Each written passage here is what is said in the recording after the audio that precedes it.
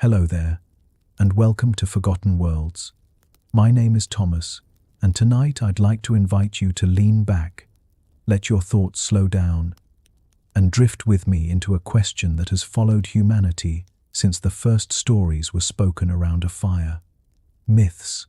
They are our oldest companions, stories carried across generations, whispered in caves, sung in temples, carved into stone. Every culture has them, tales of floods and fire, of sky gods and underworlds, of heroes who journeyed farther than memory can reach. We usually call them symbols, metaphors, dreams wrapped in poetry, a way for people to explain lightning, hunger, death, or the restless movements of the stars. And perhaps that is true.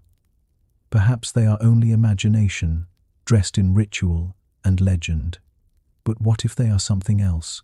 What if the myths we tell are not just metaphors but memories? Memories of worlds long gone, of cataclysms survived, of civilizations now dissolved into dust and sea.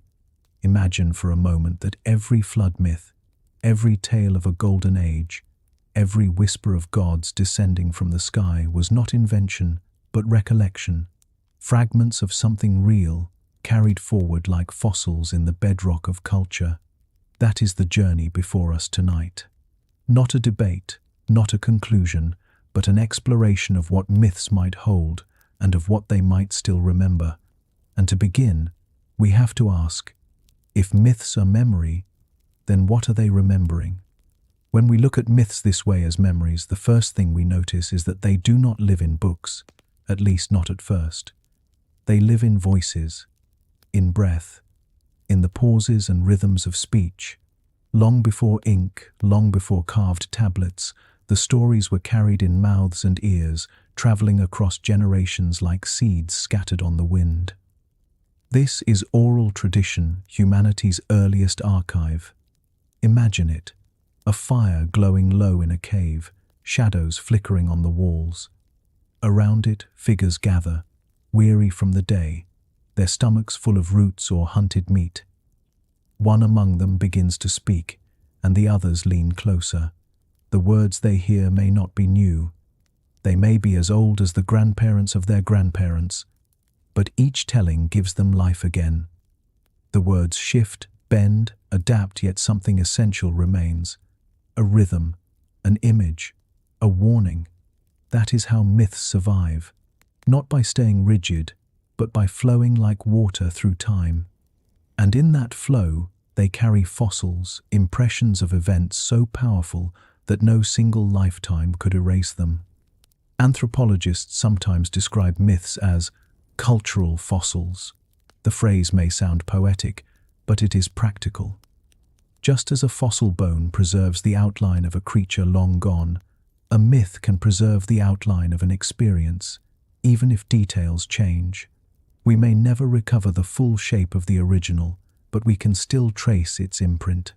Think of the way children play a game of whispers. A sentence passes from one ear to another, and by the time it reaches the end of the circle, it is transformed. But even through the distortions, you can often glimpse the skeleton of the original phrase. Myth works in much the same way, except the circle is not of children but of centuries, and the message is not a joke but the memory of survival. Consider the flood. Again and again, across cultures, people tell of waters rising, of lands swallowed, of survivors clinging to rafts, mountains, or divine protection. To us, reading from the safety of a modern chair, these may sound like metaphors for cleansing, rebirth, or divine punishment. But step back into the fragile lives of early humans, and water was not metaphor. It was life, and it was death. A sudden storm could erase a village. A river bursting its banks could strip the land of crops. A coastal surge could send entire families into oblivion. To remember floods was not just to weave symbols, it was to teach, to warn, to say, "This has happened, it may happen again, be ready."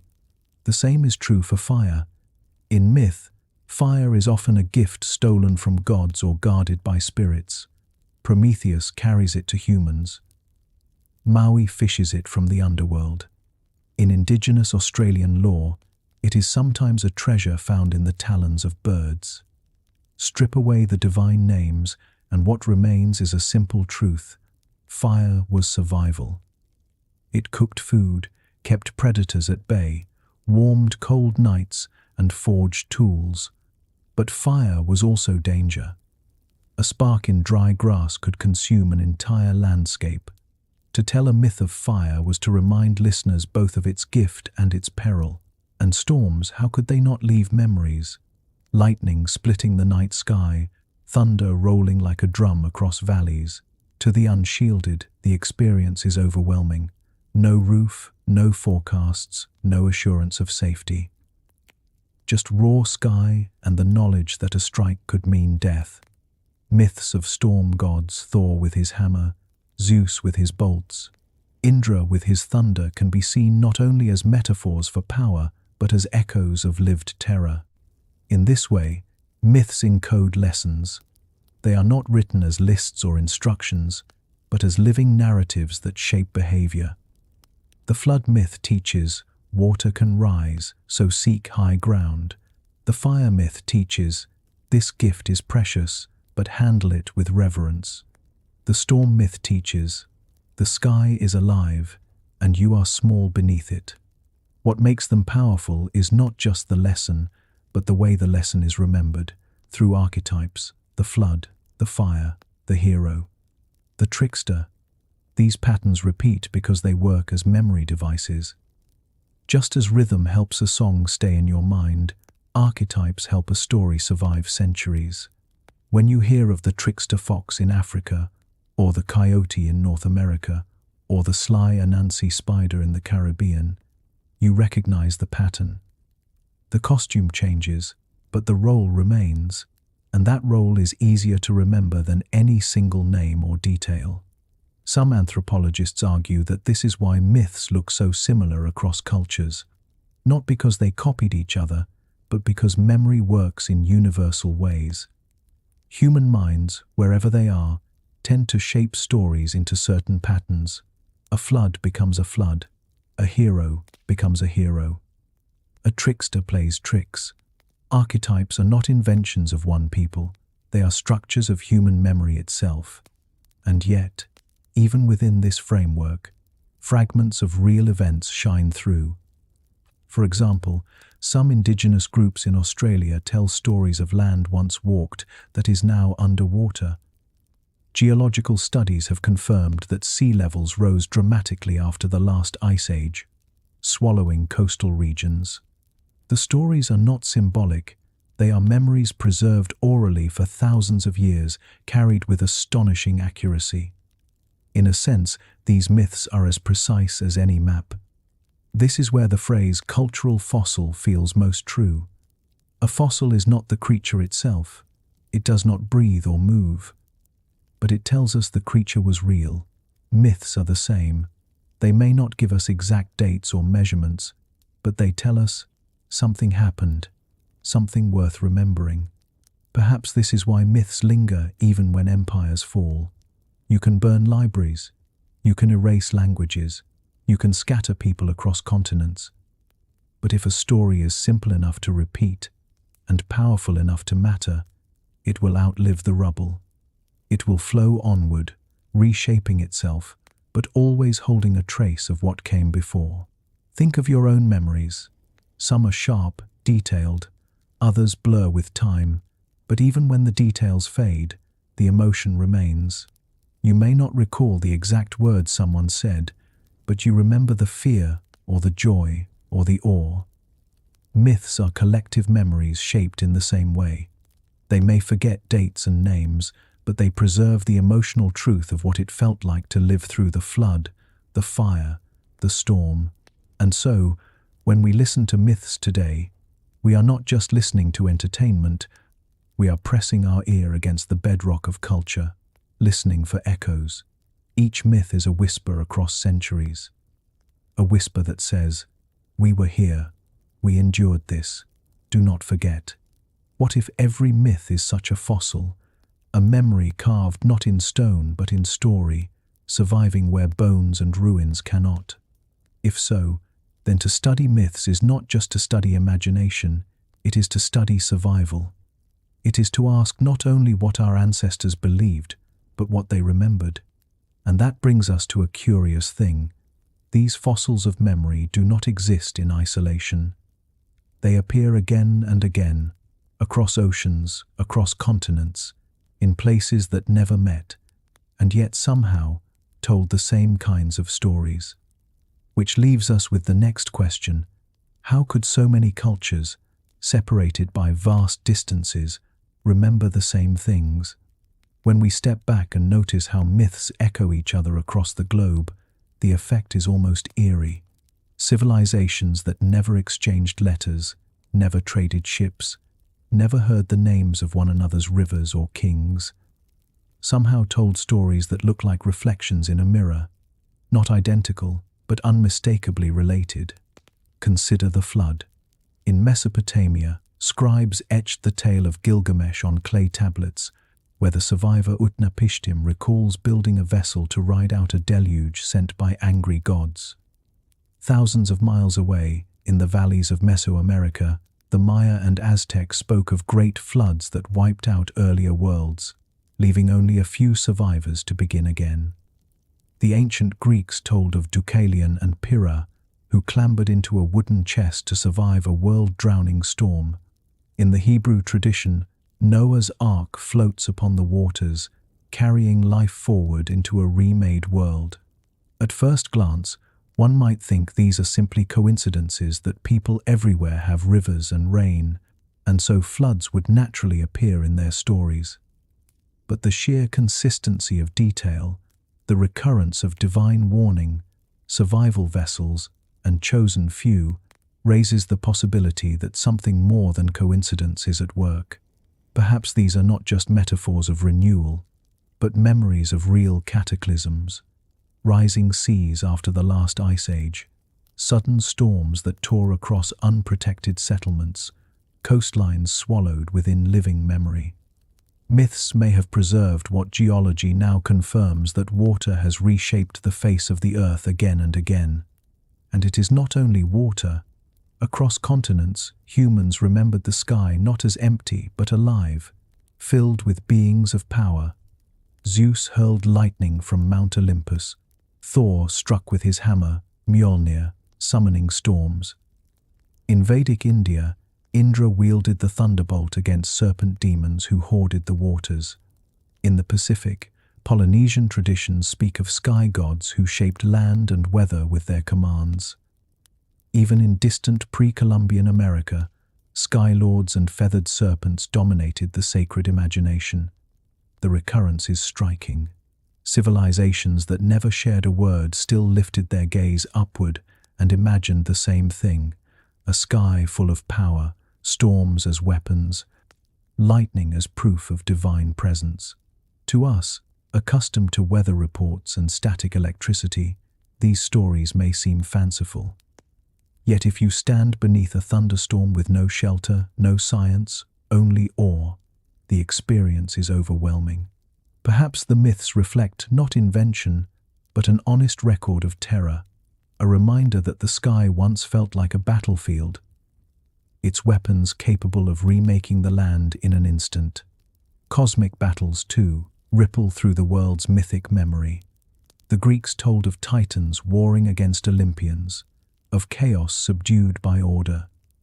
In Norse tradition, the Aesir clashed with giants in struggles that shaped the very bones of the world. Hindu texts recount endless cycles of gods and demons locked in combat, their clashes causing oceans to churn and mountains to tremble. In Babylon, the goddess Tiamat, embodiment of the primordial sea, was slain by Marduk, her body carved into the heavens and the earth.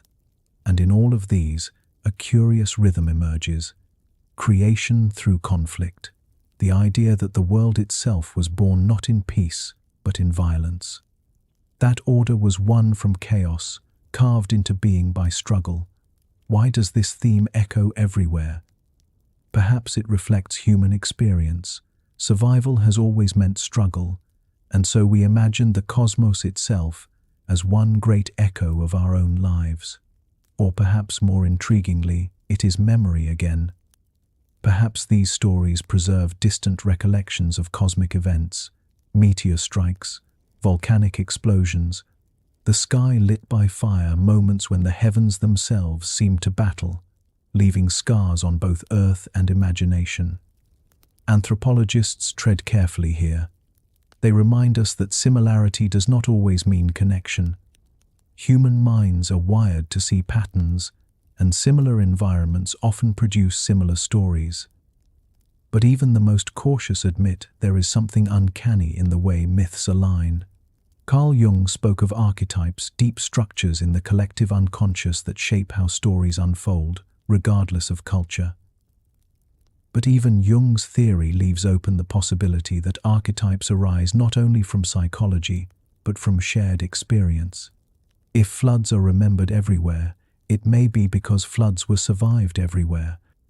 If sky gods hurl fire across the heavens, it may be because people everywhere once looked up and saw fire fall.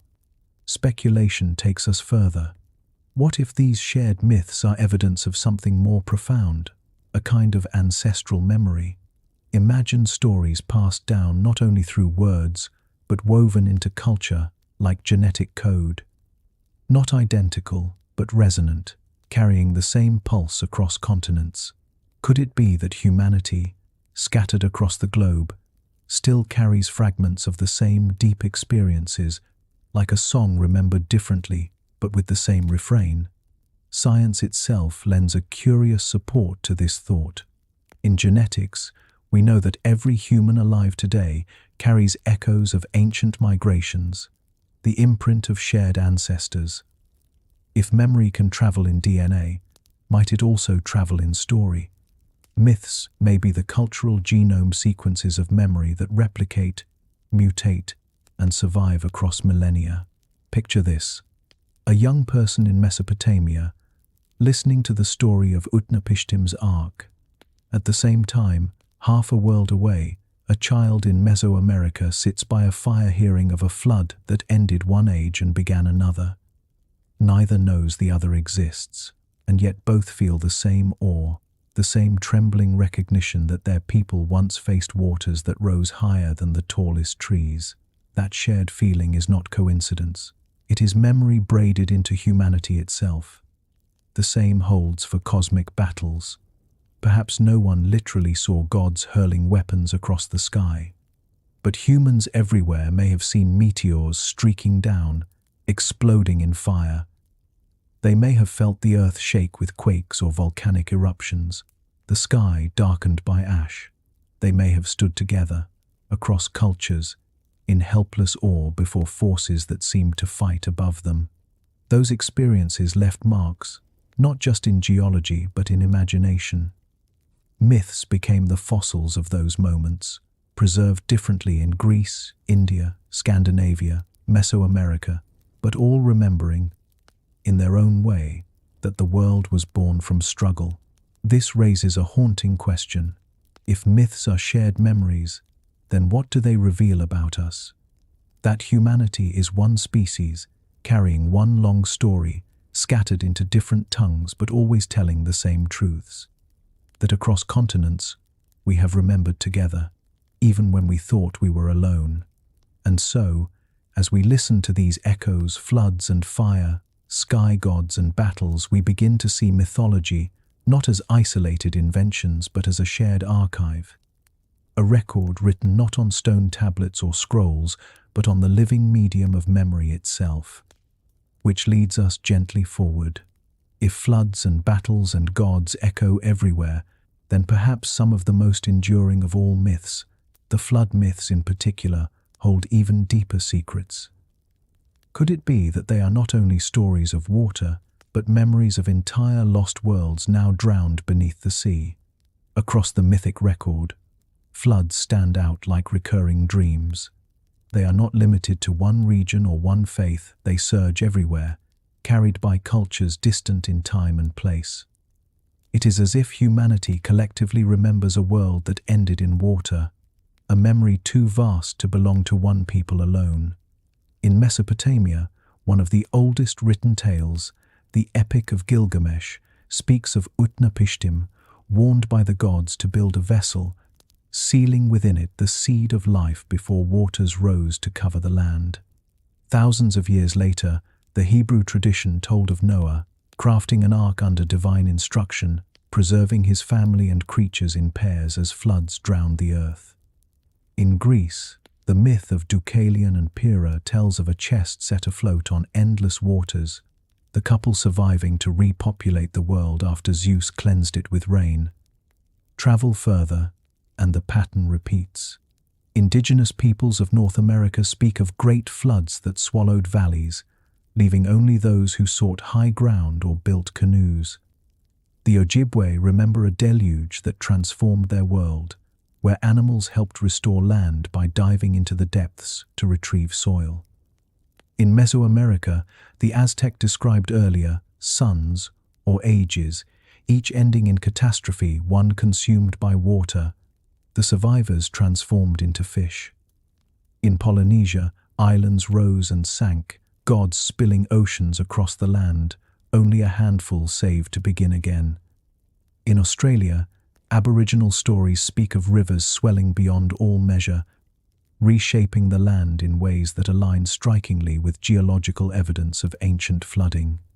The similarities are startling. Not just water, but survival. Not just survival, but chosen survivors. Not just chosen survivors, but renewal, the world reborn from the flood's destruction. What could explain this? One possibility is that the flood is a universal metaphor. Water as cleansing, death and rebirth, chaos yielding to order. But another possibility is more haunting, that these stories are echoes of real events, remembered across millennia in the only form early humans possessed: story. Geology gives weight to this thought. At the end of the last ice age, roughly 12,000 years ago, glaciers that had covered vast swaths of the earth began to retreat. As they melted, oceans swelled. Sea levels rose over 100 meters, drowning coastal plains, swallowing islands, redrawing the map of the world. Areas that had once been dry and habitable became seabeds. Shorelines shifted so dramatically that entire cultures must have been displaced. For those who lived then, it would have felt as if the world itself was being erased. We see traces of this in places like Doggerland, a now submerged plain that once connected Britain to continental Europe. Archaeologists have found evidence of forests, rivers, and human settlements now resting beneath the North Sea. In Southeast Asia, the Sunda Shelf once held vast lowlands where early humans thrived, until rising seas turned them into the scattered islands of Indonesia. Along India's coast, ruins have been discovered beneath the waves, their stones testifying that cities once stood where water now rolls. Is it so unthinkable that these drowned lands lived on in memory, that generations, carrying the trauma of displacement, told their children and grandchildren of the time when water rose higher than mountains, when people scattered and rebuilt? Over centuries, those stories hardened into myth, not less true for their poetry, but truer in another way, carrying not precise measurements, but the emotional imprint of survival. Take Noah and Gilgamesh. Their stories are separated by time and culture, yet their bones are nearly identical. A divine warning, a vessel, the gathering of life, the world remade. Scholars often debate whether the Hebrew account was influenced by Mesopotamian tales. But perhaps both were influenced by something older, still an ancestral memory of real floods, reshaped again and again until the specific became universal. The same applies to Deucalion and Pyrrha, set afloat in their chest. Greece is a land where mountains rise close to the sea, where storms sweep in suddenly, and where coastal settlements would have been vulnerable to both earthquakes and tsunamis. Is the myth symbolic? Certainly.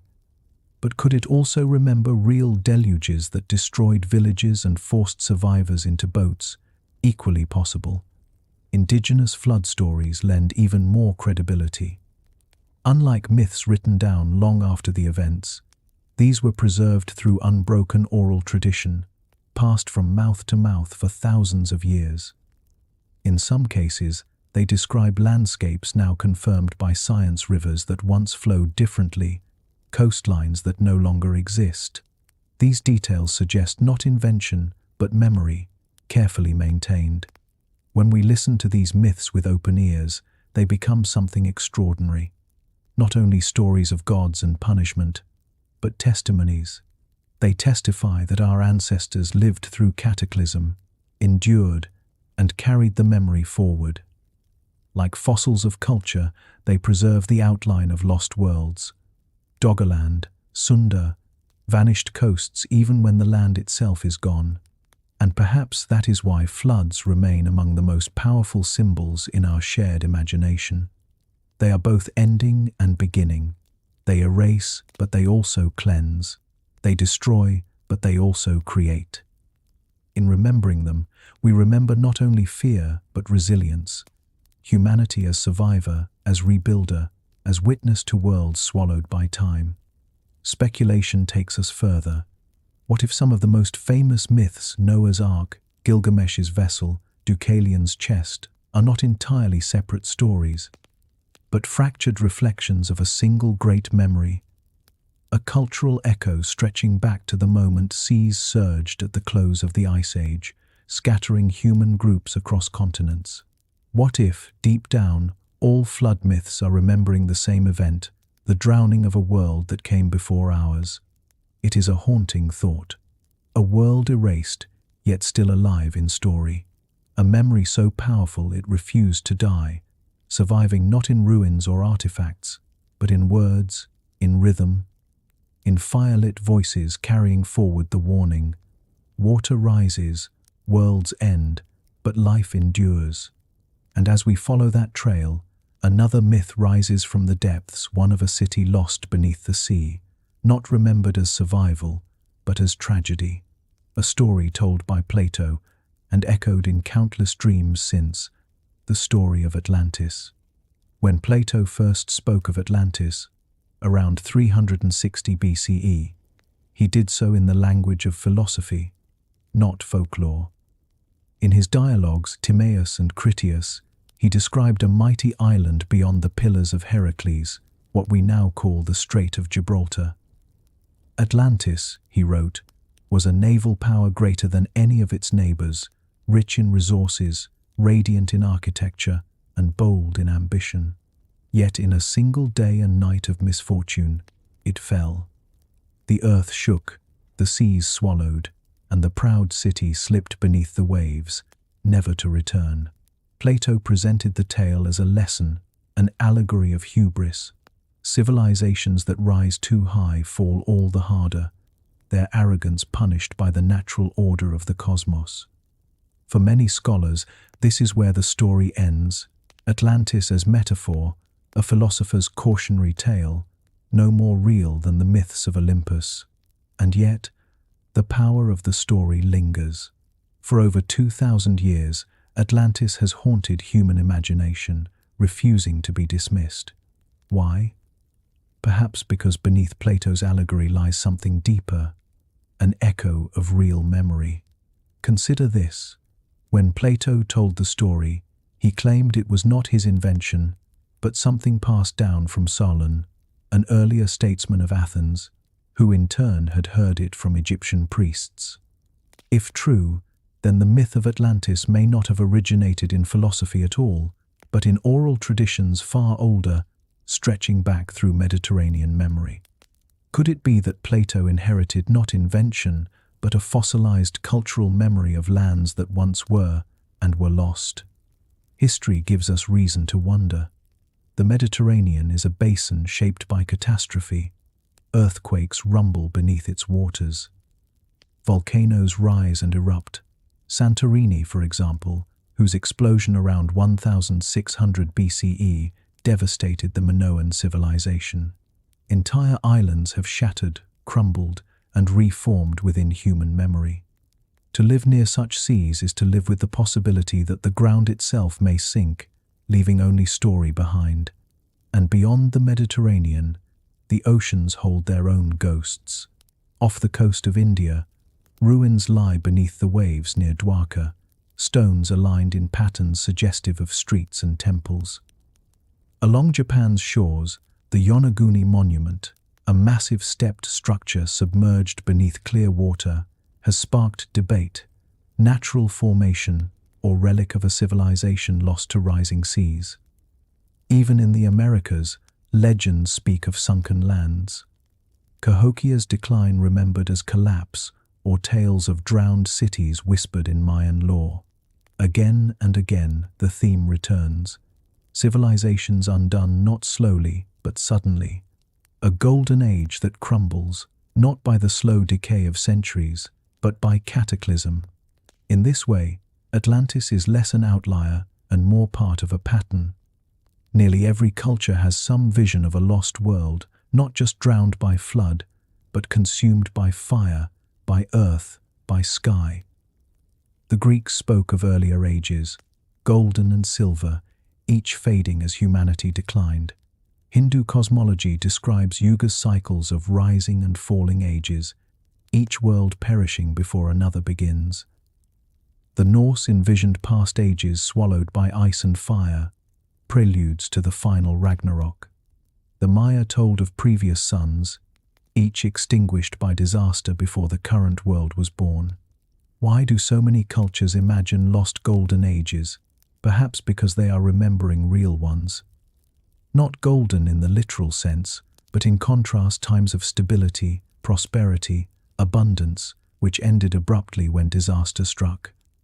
To those who survived, it must have felt like falling from light into shadow, like being cast out of paradise. And so, they told stories not only to mourn what was lost, but to warn of what could be lost again. The speculative question is this: were there civilizations before history, now forgotten? Not Atlantis as a single shining city, but many Atlantean worlds, cultures thriving on coasts and islands during the Ice Age, drowned when seas rose. Cultures whose ruins now lie beneath hundreds of feet of water, inaccessible to archaeology, but alive in myth. If so, then Plato's tale may be both allegory and memory.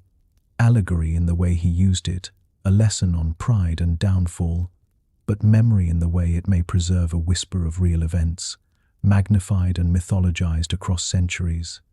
The pull of Atlantis lies in this ambiguity. It is not only a story of loss, but a mirror. We, too, live in a world where seas are rising, where earthquakes shake, where civilizations build higher and higher towers in confidence.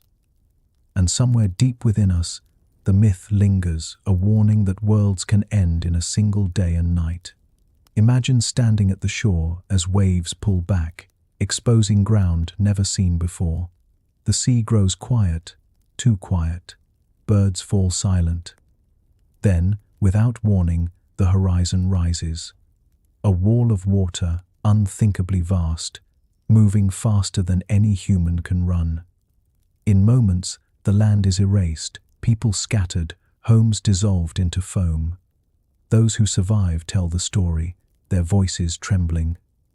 Centuries pass, and the story is retold, details shifting, until what remains is myth Atlantis, Mu, Lemuria, or countless unnamed worlds swallowed whole. Speculation does not demand we believe in Atlantis as literal. It invites us to see it as part of a broader pattern. Myths of lost civilizations destroyed by cataclysm, carrying the emotional fossil of real disasters. Perhaps there was no single Atlantis, but many. Perhaps every coast, every drowned land, every shattered island is its own Atlantis, remembered in its own way. What matters is that the memory survives. In Plato's writings, in indigenous lore, in ruins found beneath the sea, in the collective imagination of humanity, always haunted by the thought that beneath the waves lie worlds forgotten.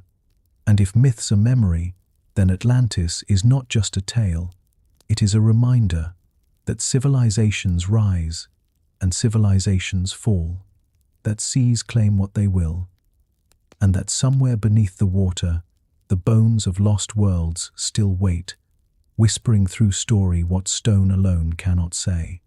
If water was one of humanity's oldest teachers, then fire was its twin, terrifying and essential, a force as likely to destroy as to preserve. And nowhere is this duality more vividly remembered than in the myths of the sky gods, those figures who wielded fire and thunder as weapons. The Greeks imagined Zeus seated on his high throne, hurling bolts of lightning against enemies of order. His strikes split the heavens, blinding flashes followed by the low roar of thunder rolling across the valleys. To the Norse, it was Thor, hammer in hand, his blows reverberating through storm clouds, a sound that shook the rafters of longhouses and the hearts of warriors.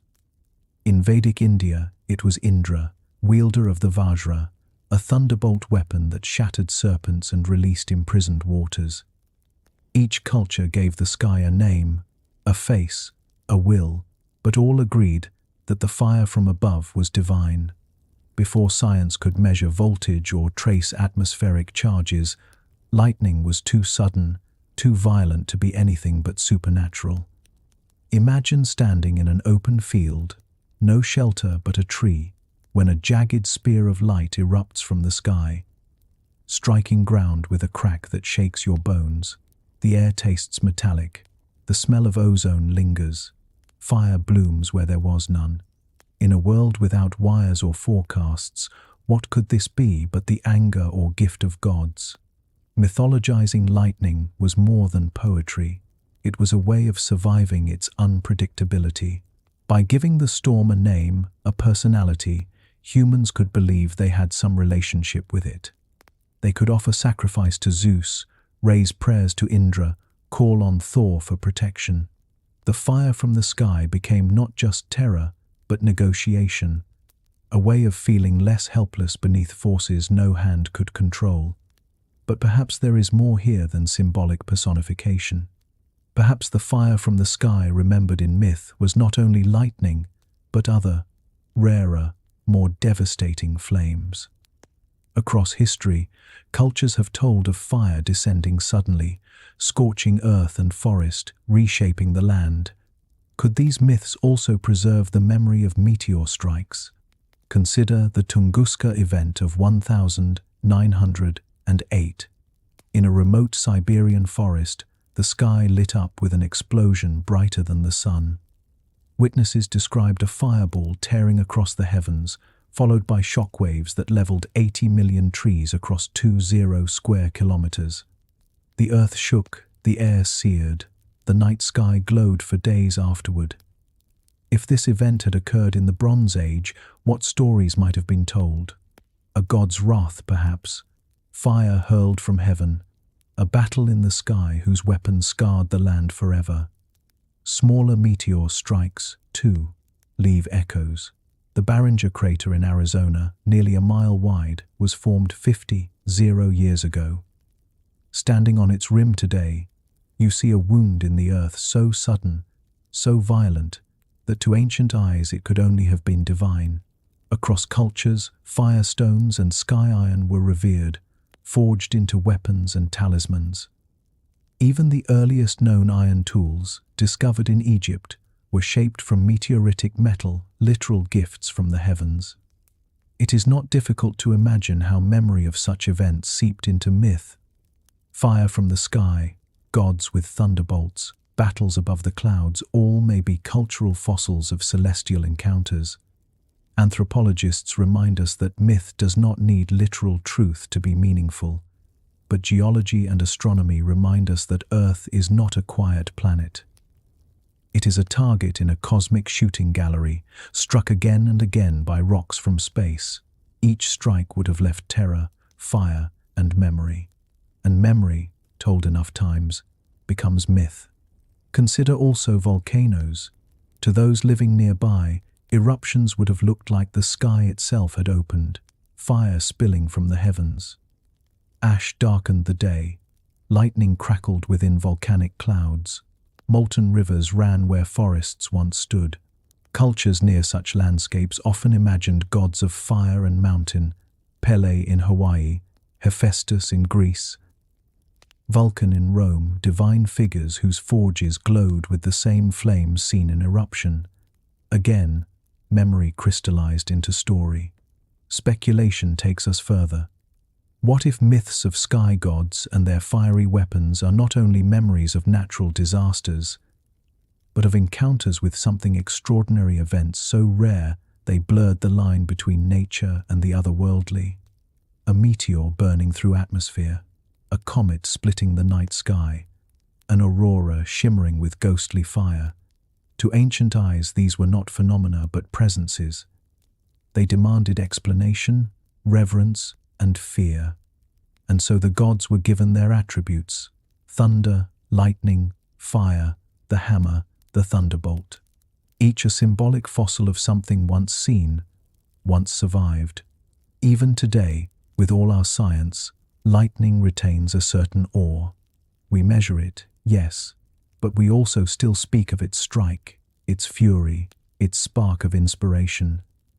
Somewhere deep in us, the old memory lingers that fire from the sky is not just natural, but numinous.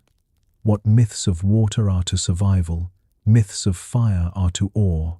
Both remind us that Earth has always spoken in elemental tongues, and that we, fragile and brief, learn to listen by turning those tongues into story.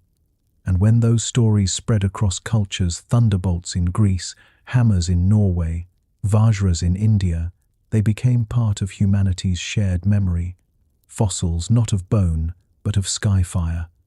If lightning and fire from the sky shaped myths of gods, then greater catastrophes carved even deeper grooves into memory, events so vast, so terrifying, that they seemed to tear the fabric of the heavens themselves. Across cultures, myths speak of suns falling, skies ripped apart, worlds ending in sudden fire or shadow. In China, ancient stories tell of 10 suns once rising together, scorching the earth, until an archer shot them down to save the world. In Norse mythology, the final battle of Ragnarok is heralded by the sun darkening, the sky split, and the stars disappearing from their places. The Aztec described cosmic ages destroyed one by one swallowed by jaguars, another consumed by wind, another ending in flame from above. In the Pacific, Polynesian stories recall skies that burned, clouds that bled fire, nights filled with falling stars. To us, such images might sound poetic, but what if they are not only metaphors? What if they are cultural fossils of real cosmic events, moments when the sky itself seemed to collapse, leaving scars on land and psyche alike? History offers examples. In 1908, the Tunguska event lit up the skies of Siberia. Witnesses spoke of fire splitting the heavens, a shockwave flattening forests, the ground trembling as though the earth itself groaned. Had this occurred in the ancient world, it would surely have entered myth as a sun falling, a god striking, a sky undone. Go further back, and the scars deepen.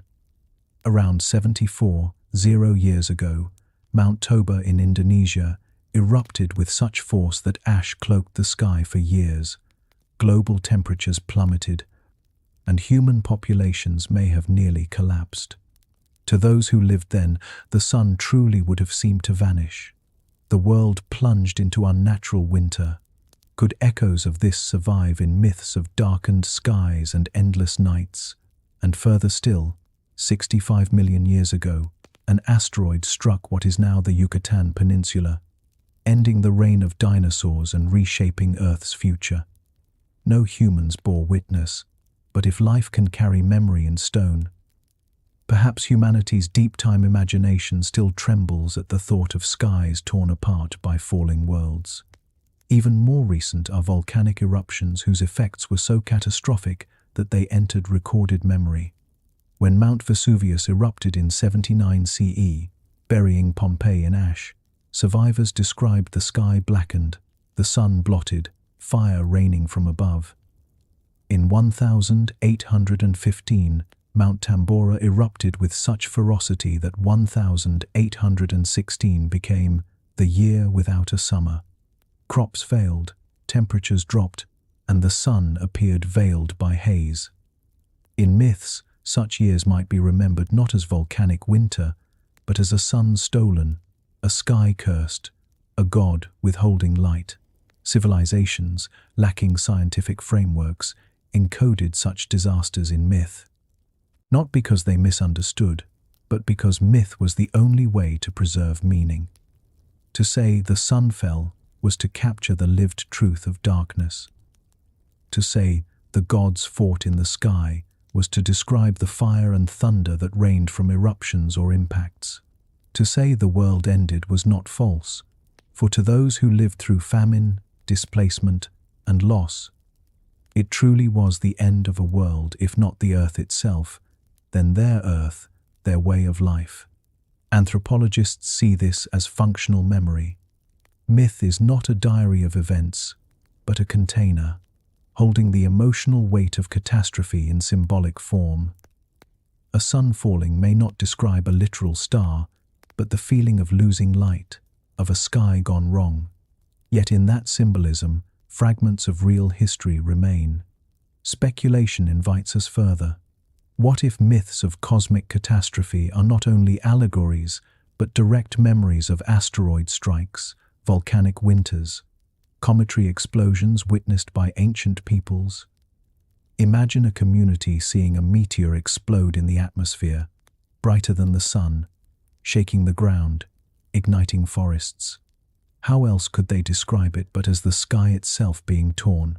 Imagine ash clouds turning noon into dusk, crops failing, children starving. How else could that be remembered but as a curse, a divine judgment, an apocalypse? And across cultures, the echoes align. A world-ending fire, a sun swallowed, a sky collapsing. Each may be a unique memory of a local catastrophe, but together they form a pattern. Humanity has always lived beneath a fragile sky, and humanity has always remembered when it broke. There is something humbling in this. Myths remind us that Earth has never been a stable stage. It is restless, struck from without, shaken from within. Civilizations rise not on solid ground, but on shifting plates, beneath skies that sometimes fall. Myths of catastrophe are not exaggerations, but honest memory told in the only language early humans possessed. And even now, in our age of satellites and seismographs, those myths remain relevant. We know Tunguska was a meteor. We know Toba was a supervolcano. We know the Chicxulub impact ended the dinosaurs. But knowledge does not erase the awe. When we watch images of meteors streaking across the sky or eruptions painting the horizon red, some ancient part of us still whispers, "The sun is falling, the sky is breaking." Perhaps this is why apocalypse myths are universal, not because humans are pessimistic, but because humans remember. We carry within us the stories of nights when the sun did not rise, when fire fell, when the world ended for those who lived then. And we tell them still, not to predict doom, but to preserve memory. In the end, myths of cosmic catastrophe remind us of a simple, haunting truth. The sky is not a ceiling. It is alive, dynamic, dangerous. And when it speaks in fire and shadow, leaving humanity to remember and to survive. If the sky has always been a source of terror and wonder, then it is no surprise that so many myths describe not only fire and storm, but beings who descend from above. Across the world's traditions, we find gods in chariots of light, angels with wings of fire, wheels within wheels blazing across the heavens. Always, they come from the sky radiant, powerful, carrying gifts or judgments from realms beyond our reach. In ancient Greece, gods did not merely dwell on Olympus. They descended Hermes with winged sandals, Athena in gleaming armor, Zeus himself disguised in clouds or storms. The Hebrew scriptures describe fiery chariots, wheels rimmed with eyes, beings shining brighter than mortal sight could bear. In India, the Vedic texts tell of Vimanas flying chariots carrying gods and heroes, some armed with weapons that burned like 1,000 suns. Among the Maya and Aztec, feathered serpents and radiant lords arrive from the sky, their presence both feared and revered. Even in Norse sagas, the Valkyries ride down from the heavens, armor flashing like lightning, their task to carry the fallen into other realms. In Polynesian lore, gods and culture bringers descend in canoes that gleamed as if made of light. The forms differ, but the motif is the same: descent, radiance, otherworldly power. To those who lived beneath open skies, such visions must have been overwhelming. Imagine a storm front rolling across the horizon, clouds torn apart by lightning. Within that chaos, shapes appear, winged birds silhouetted, figures imagined against the brilliance of the storm. To early eyes, these were not illusions but revelations. The sky was alive, and sometimes it sent visitors. Some anthropologists see these stories as weather allegories, thunderclouds described as chariots, lightning as weapons, rain as divine blessing. Others view them as psychological projections, expressions of awe before natural forces. Yet there remains a possibility, more haunting, more speculative. What if some of these myths preserve memory of encounters we no longer understand? Consider the consistent imagery: chariots of fire, wheels blazing, figures clad in radiant armor. These are not isolated symbols, but recurring motifs across continents. Or could it be that ancient peoples, separated by oceans, witnessed phenomena so extraordinary that only story could preserve them? Meteor storms, perhaps, with countless streaks of fire painting the night sky. Auroras shimmering like curtains of light, their movements strange, their glow unearthly. Comets flaring across the heavens, tails stretching from horizon to horizon. Each of these could inspire tales of radiant visitors, vehicles of fire, beings descending. But speculation invites us further. Some theorists suggest these myths may encode memory of encounters not only with natural phenomena, but with real beings, whether travelers from distant places or simply other human groups so strange, so different, that they seem to arrive from the sky itself. Culture bringers, explorers, outsiders, remembered as gods. Take Quetzalcoatl, the feathered serpent of Mesoamerica. Some traditions describe him as a radiant figure who came from afar, bringing knowledge of agriculture and art, promising to return. In Greece, Prometheus descended not to conquer, but to gift fire stolen from the heavens, given to humankind. Across Polynesia, gods and ancestors are remembered as arriving from distant lands by canoe, their sails glowing in the sun, their appearance so sudden that they were woven into the sky's mythology. Were these simply allegories? Or were they memories of outsiders, of rare encounters, of events so striking that they blurred into the realm of the divine? It is worth noting how consistently myths describe radiance: shining armor, blazing wheels, fiery descent. Light itself is the hallmark of these visitors. In a world lit only by flame, any brilliance beyond fire would be astonishing. The glow of a meteor, the shimmer of metal unknown, the gleam of sails against dawn, all could be remembered as celestial light. And wings, another shared motif. Angels, Valkyries, Garuda in Hindu lore, winged beings in countless traditions.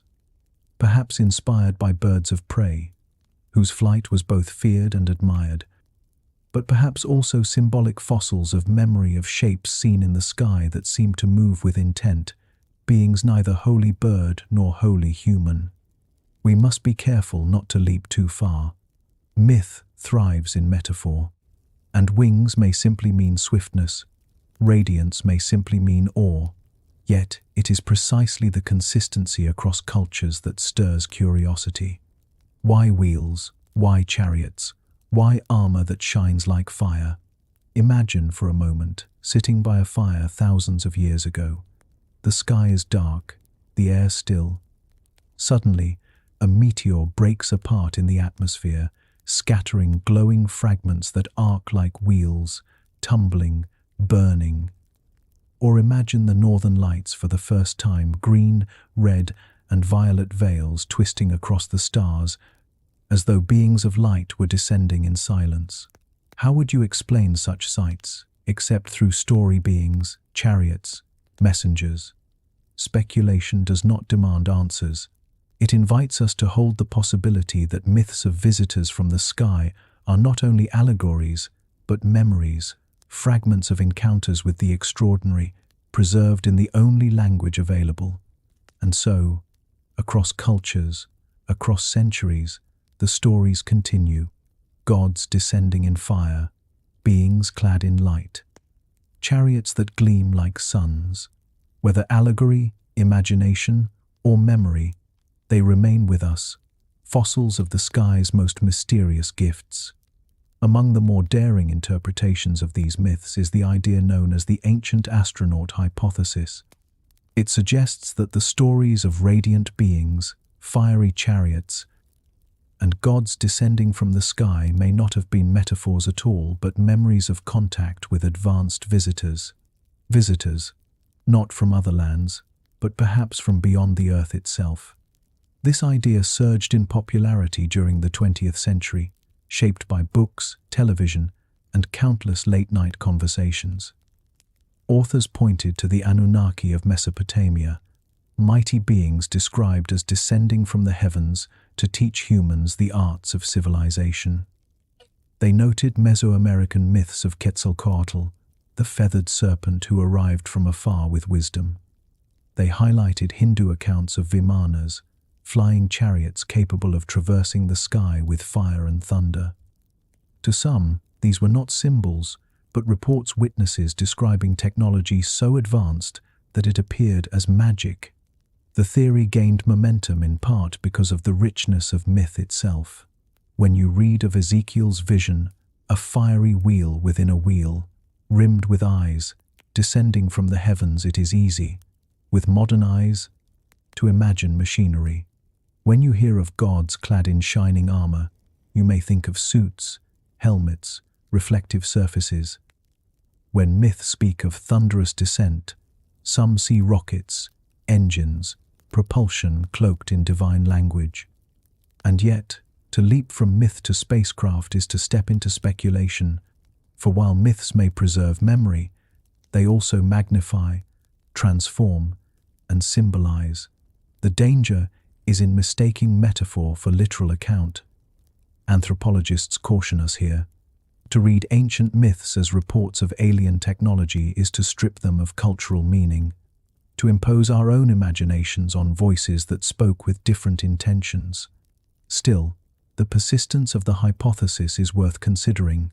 Why are we so drawn to it? Perhaps because it mirrors one of our oldest questions. Are we alone? If gods once came from the sky, if knowledge was gifted rather than discovered, then humanity is not isolated, but part of a larger story. A story of contact, of mentorship, of cosmic kinship. Let us consider the Anunnaki. In Sumerian texts, they are described as divine beings, dwelling in the heavens, intervening in human affairs. Some modern theorists interpret them as extraterrestrials, suggesting that their knowledge of agriculture, astronomy, and metallurgy was too advanced to have been developed independently. But Sumerologists remind us that these myths also served as political and spiritual frameworks. To describe kings as chosen by gods, to trace laws back to divine origins, was not evidence of alien rule, but of human authority wrapped in sacred legitimacy. Likewise, Mesoamerican sky gods may not have been visitors from distant planets, but symbolic figures anchoring cycles of time, harvest, and celestial order. The plumed serpent of Quetzalcoatl may represent the union of sky and earth, the feather and the scale, the eternal return of fertility and death. Yet the imagery of radiant descent remains hauntingly similar to other cultures. This is where the ancient astronaut hypothesis thrives in the overlaps. When cultures oceans apart speak of beings descending in light, we are tempted to see a shared cause, something external. But overlap can also come from shared human experience. The sky is universal, storms are universal. Fire, radiance, awe, these belong to every human, and so their myths naturally rhyme. Critical analysis reminds us to hold both truths, that myths may encode fragments of real encounters, but also that human imagination works within recurring archetypes. To declare aliens, the answer is to close the question too soon. The richness lies in the ambiguity in considering that myths might remember disasters, outsiders, celestial events, or yes, even visitors beyond our world, but never resolving into certainty. Speculation asks us, what if? What if myths of fiery wheels are not auroras or meteors, but machines? What if beings clad in radiance were not metaphors, but figures in suits, bringing knowledge to a young species? If so, then myth is not only memory of natural events, but of contact, the first chapter of humanity's relationship with the cosmos. And yet, perhaps the deeper truth is this: whether or not such contact occurred, the human longing for it is real. We tell stories of gods descending because we long for connection, for guidance, for proof that the universe is not silent. The ancient astronaut hypothesis may or may not be history, but it is certainly memory. Memory of humanity's oldest hope, that we are not alone in the vastness. In this way, the hypothesis functions much like myth itself, not as fact, but as mirror. It reflects our fears, our wonder, our longing to belong to something greater. It asks us to imagine what it would mean if our oldest stories were not only ours, but shared with others, others who once walked among us, whose presence is remembered as divine. So we return to the quiet ambiguity. Were the Anunnaki kings, gods, or visitors? Were fiery chariots, storms, meteors, or machines? Were radiant beings, angels, archetypes, or travelers from afar? Myth does not resolve the question. It preserves it. It allows memory and imagination to coexist, leaving us to wonder.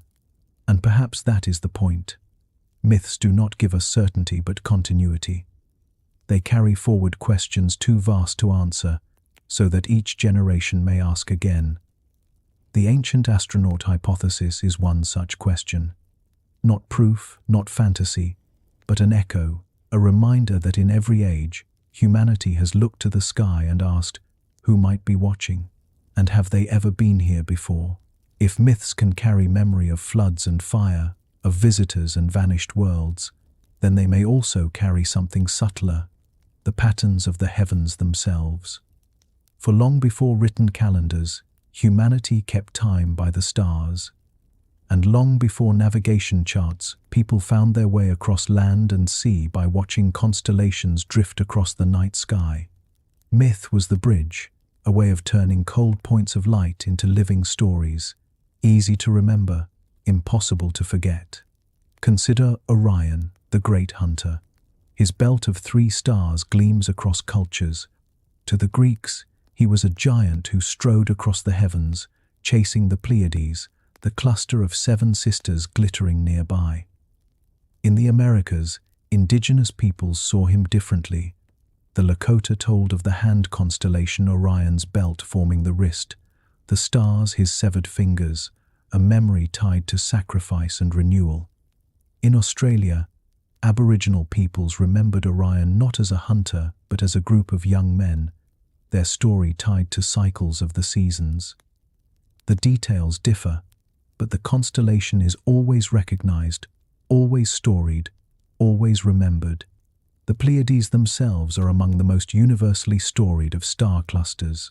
In Greece, they were the daughters of Atlas, pursued across the sky. In Japan, they became Subaru, the Unite stars, still honored in the car company's emblem today. In the Pacific, Polynesian navigators looked for the cluster as a marker of seasonal change, guiding their great voyages across oceans.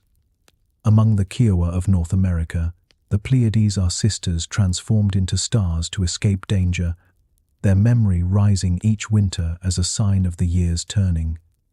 Across the globe, the same cluster of stars inspired stories, always of family, of cycles, of movement. The Milky Way, too, became a canvas of memory. To the Greeks, it was milk spilled from Hera's breast, a luminous river across the heavens. To the Maya, it was the path of souls, a celestial road stretching into the afterlife. In Africa, it was ash from ancient fires, scattered across the night. In Australia, it was the body of an ancestral serpent, winding across the sky. In every case, it was not just stars, but story, a memory map that linked the sky to the human world. Why? Because myth made the stars useful. By weaving them into narrative, cultures could remember when to plant, when to harvest, when to travel. The rising of Orion signaled winter in Greece. The Pleiades marked the start of planting season in many traditions. The Milky Way, visible most brilliantly in certain seasons, became a reminder of migration, rain, or ritual. Myth encoded astronomy in images the mind could hold: hunters, sisters, rivers, serpents, turning the chaos of stars into a calendar of survival. This was not primitive imagination, but practical genius. Without written charts, without instruments, people remembered the sky through story.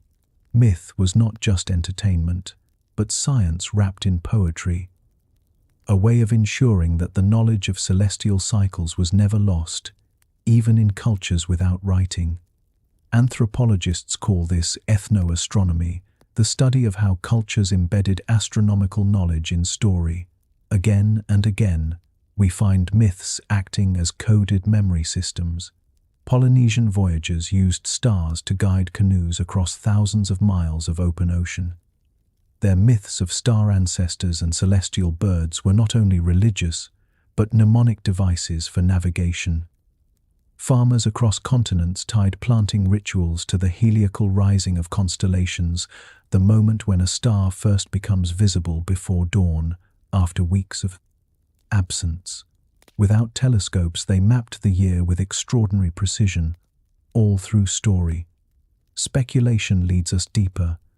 What if some myths carry not only agricultural calendars, but memories of far older celestial changes? The slow precession of the equinoxes, the wobble of Earth's axis, shifting the stars' positions over millennia, would have been imperceptible to any one lifetime.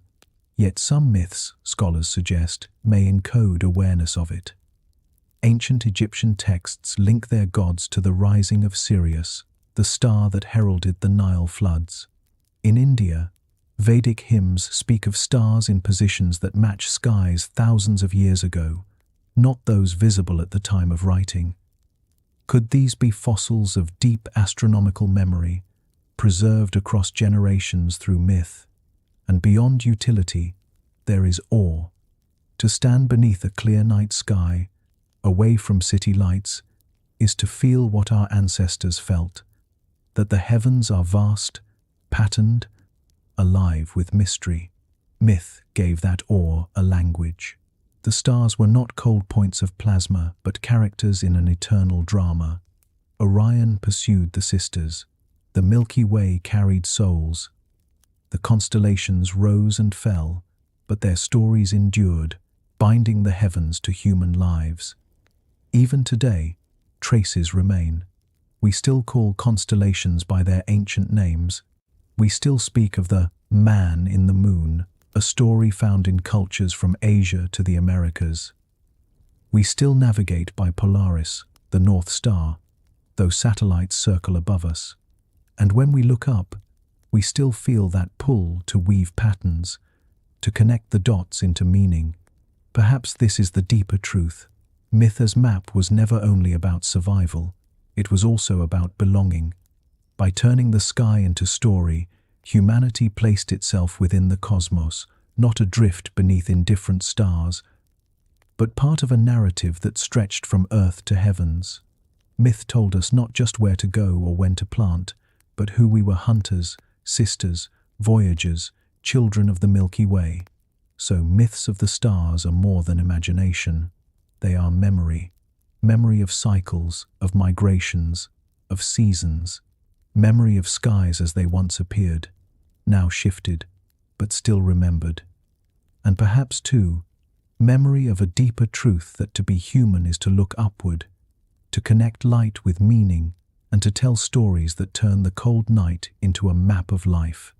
The stars may seem eternal, fixed in their places above us, but in truth, even the heavens drift. Over thousands of years, the slow wobble of Earth's axis, what astronomers call the precession of the equinoxes, gradually shifts the position of the constellations in the sky. To a single lifetime, the change is invisible. But across centuries, the patterns alter, and the rising points of stars and the timing of celestial markers slip. And yet, somehow, fragments of these shifts may have been noticed, remembered, and preserved not in charts or equations, but in myth. In ancient Egypt, the star Sirius, known as Sopdet, was the herald of the Nile floods. Each year, its heliacal rising, that first bright reappearance just before dawn, announced the river's swelling, a moment so crucial that it became the cornerstone of Egyptian calendars. But Sirius does not always rise on the same date. Over millennia, its place shifts with precession. Yet Egyptian myths tied gods and goddesses to Sirius and Orion in ways that suggest awareness of these subtle, long-term movements. The alignment of temples with solstices and star risings hints at a memory not only of annual cycles, but of shifts across ages. In India, Vedic hymns describe stellar configurations that do not match the skies visible at the time of their composition, but instead align with skies from much earlier epochs. Some scholars argue this indicates the hymns preserved older astronomical knowledge, passed forward in sacred story long after the stars themselves had moved. If true, myth becomes a time capsule, holding memory of heavens already changed. The Maya, too, embedded cosmic cycles in myth. Their calendars did not simply mark years, but vast spans of time, baktuns and katuns, stretching into thousands of years, echoing the slow rhythms of precession.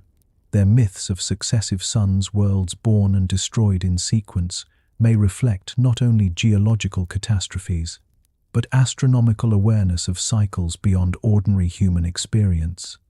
What is striking is how myths often speak of ages, of golden times giving way to lesser ones, of heavens shifting, of stars falling into new places.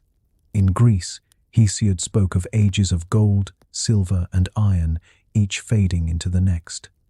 In Hindu lore, the yugas unfold in cycles, each declining into darkness before beginning again. Could these not only symbolize moral decline, but encode awareness of celestial changes? To those who lived beneath unpolluted skies, the heavens were the truest clock. If the constellations shifted, if the markers of solstice and equinox drifted against familiar stars, surely the stories adapted too, preserving memory of skies already altered. Speculation draws us deeper still. What if myths preserve memory not only of precession, but of other astronomical changes now forgotten? Comets appearing at intervals long enough that only story could preserve their return. Supernovae blazing in the sky for weeks, so bright they rivaled the sun, then fading forever. Auroras flaring in unusual latitudes during solar storms, remembered not as weather but as omens. Each event could seed myths of suns appearing, stars vanishing, skies reborn. In China, records speak of guest stars' sudden brilliant points that we now identify as supernovae. But before such records, might earlier civilizations have remembered them in story as suns that fell or new fires born in heaven? The Crab Nebula, remnant of a supernova seen in 1054 CE, was recorded in China, Japan, and by ancestral Pueblo peoples in the Americas. Imagine how such brilliance would have appeared to those with no framework for stars dying. Surely myth would rise to contain it. Perhaps this explains the persistence of myths about multiple suns, or of worlds destroyed by fire from the heavens. Not merely allegory, but memory of rare astronomical events, encoded in language vivid enough to survive millennia. The idea that myth encodes cosmic memory reframes how we see these stories. They are not naive attempts to explain the sky, but sophisticated memory systems, flexible enough to survive shifts in culture, yet precise enough to preserve traces of long-term astronomical reality. When you hear of gods battling in the heavens or suns being reborn, you may be hearing not fantasy, but a poetic record of celestial change. Anthropologists speak of deep time memory, the capacity of oral tradition to preserve information across astonishing spans. Indigenous Australian stories, for example, describe coastal landscapes now underwater, memory preserved for over 70 years. If geography can be remembered for millennia, why not the sky? So perhaps the myths of shifting suns, of stars wandering, of skies torn apart, are not invention but fossilized astronomy. The cosmos remembered not in equations, but in images. A hunter chasing sisters, a serpent winding across the heavens, a sun falling, another rising, each story a fragment of a celestial clock, too vast for one lifetime to grasp, yet preserved across many. And that brings us to the most haunting speculation of all, that humanity's myths are not only cultural fossils, but cosmic fossils. Memories of the sky as it once was, of heavens now changed, of patterns erased by time but still alive in story. To read myth is, in this sense, to read the memory of the stars themselves. If the stars hold memory in their patterns, then humanity holds memory in its stories of heroes.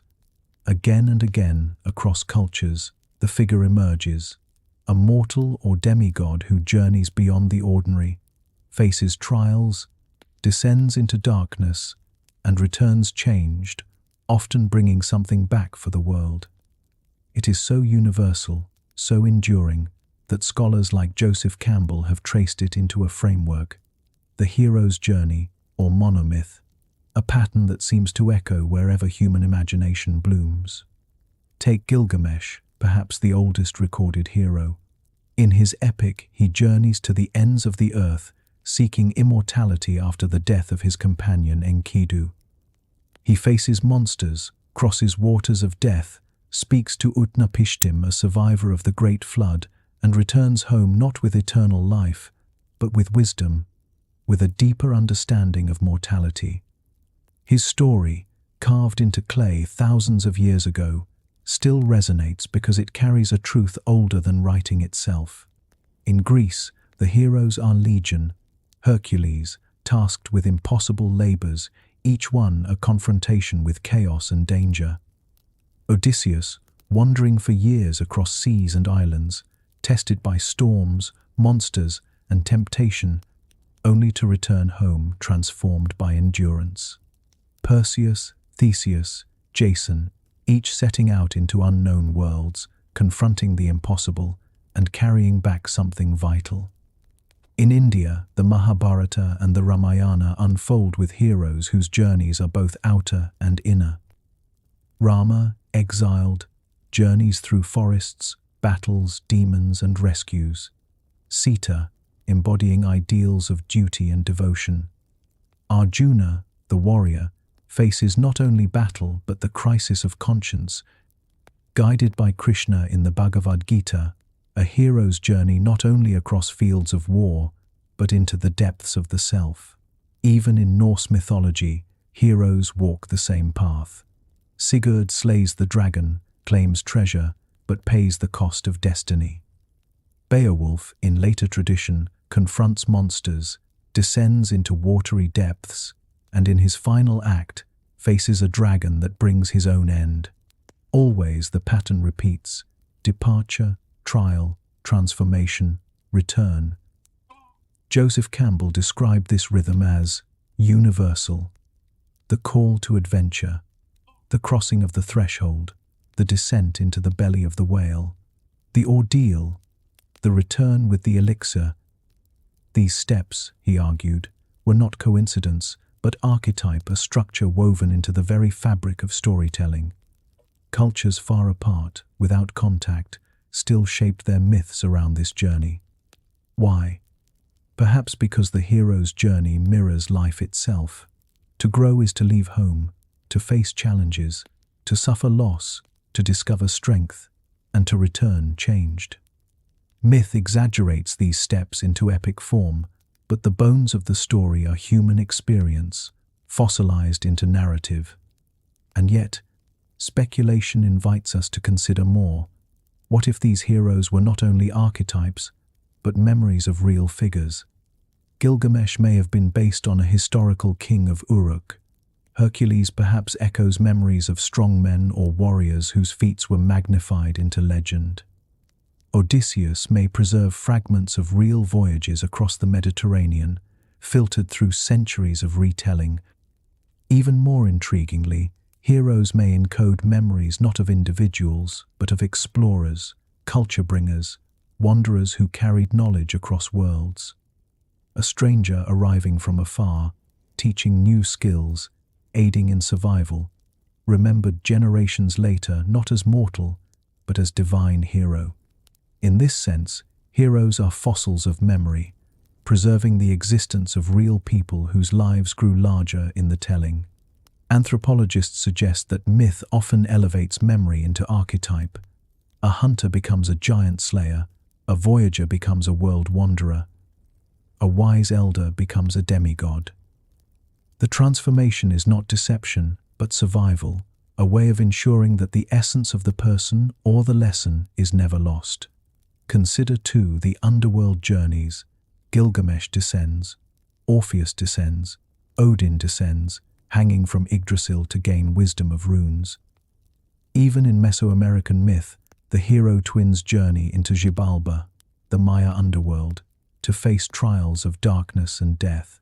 Why does this descent repeat? Perhaps because it mirrors real rites of passage, vision quests, initiations, times when individuals faced deprivation or isolation, returning changed. Or perhaps it encodes memory of caves, tombs, hidden places where shamans or seekers experienced altered states, remembered as journeys to realms below. The hero's journey is not only myth but a map of transformation. It shows that to be human is to venture into the unknown, to face forces greater than oneself, and to return with something to share. Whether wisdom, fire, crops, or lore, the gift of the hero is always for the people. Speculation deepens this idea. What if the universality of the hero's journey is not only psychological, but historical? What if, scattered across deep time, there truly were figures, explorers, wanderers, survivors of cataclysm whose deeds left such impact that they fossilized into story? Their names may be lost, their faces forgotten, but their essence remains, reshaped as Gilgamesh, Hercules, Odysseus, Rama, Arjuna, Sigurd. In this sense, myth is memory of real journeys, magnified until they shine as archetype. Even now, the pattern persists. Modern stories, novels, films, epics of our own age still follow Campbell's steps. The hero departs, faces trials, descends, transforms, returns. We recognize the rhythm because it is ancient, because it is us. In every age, we remember it, retell it, reshape it. So when we listen to the old stories of kings who sought immortality, of wanderers who faced storms, of warriors who slew monsters, we may be listening not only to symbols, but to memory.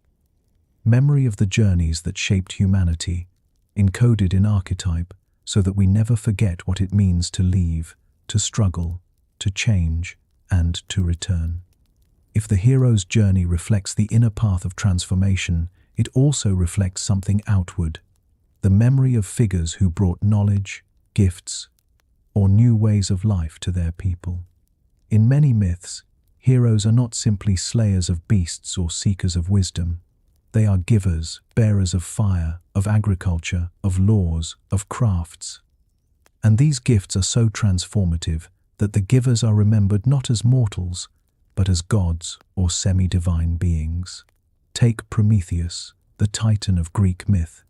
He defied Zeus to bring fire to humanity, hidden in a fennel stalk, a gift that enabled cooking, forging, survival in winter.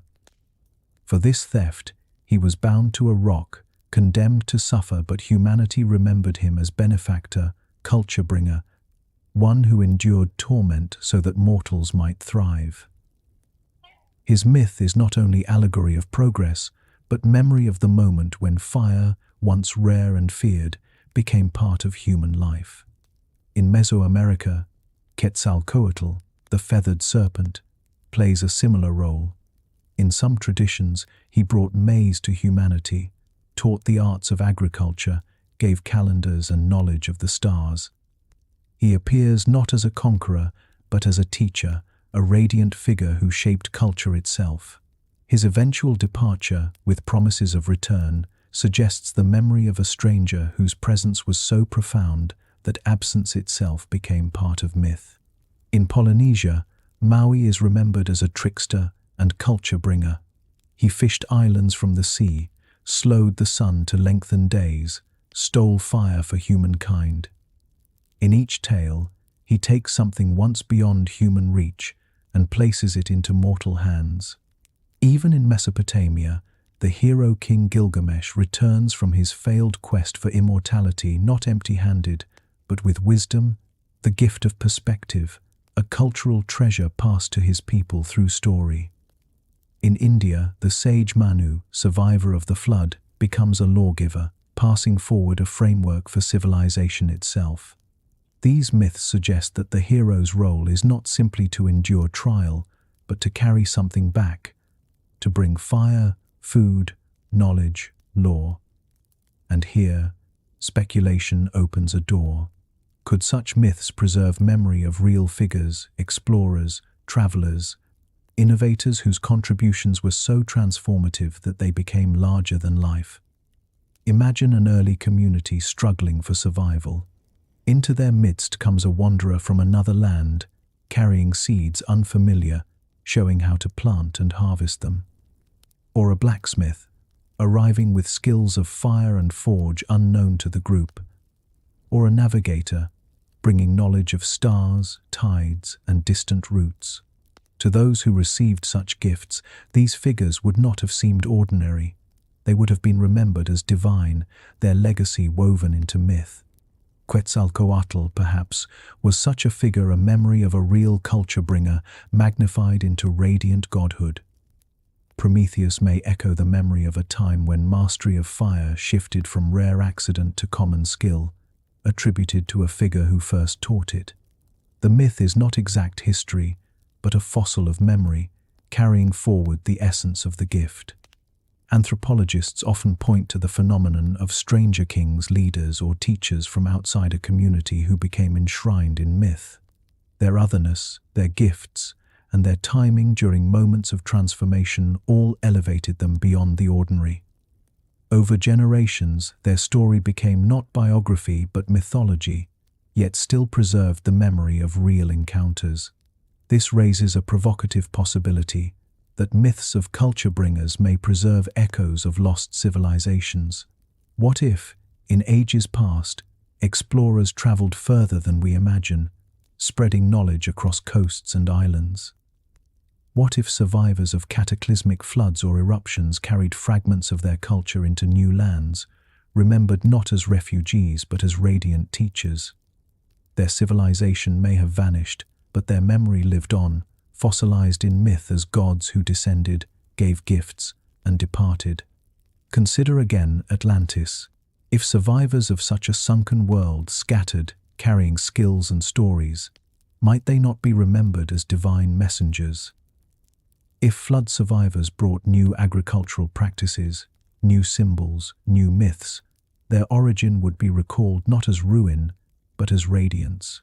Over time, the memory of disaster would fade, but the memory of the gift would endure, shaping myths of heroes who arrive, teach, and vanish.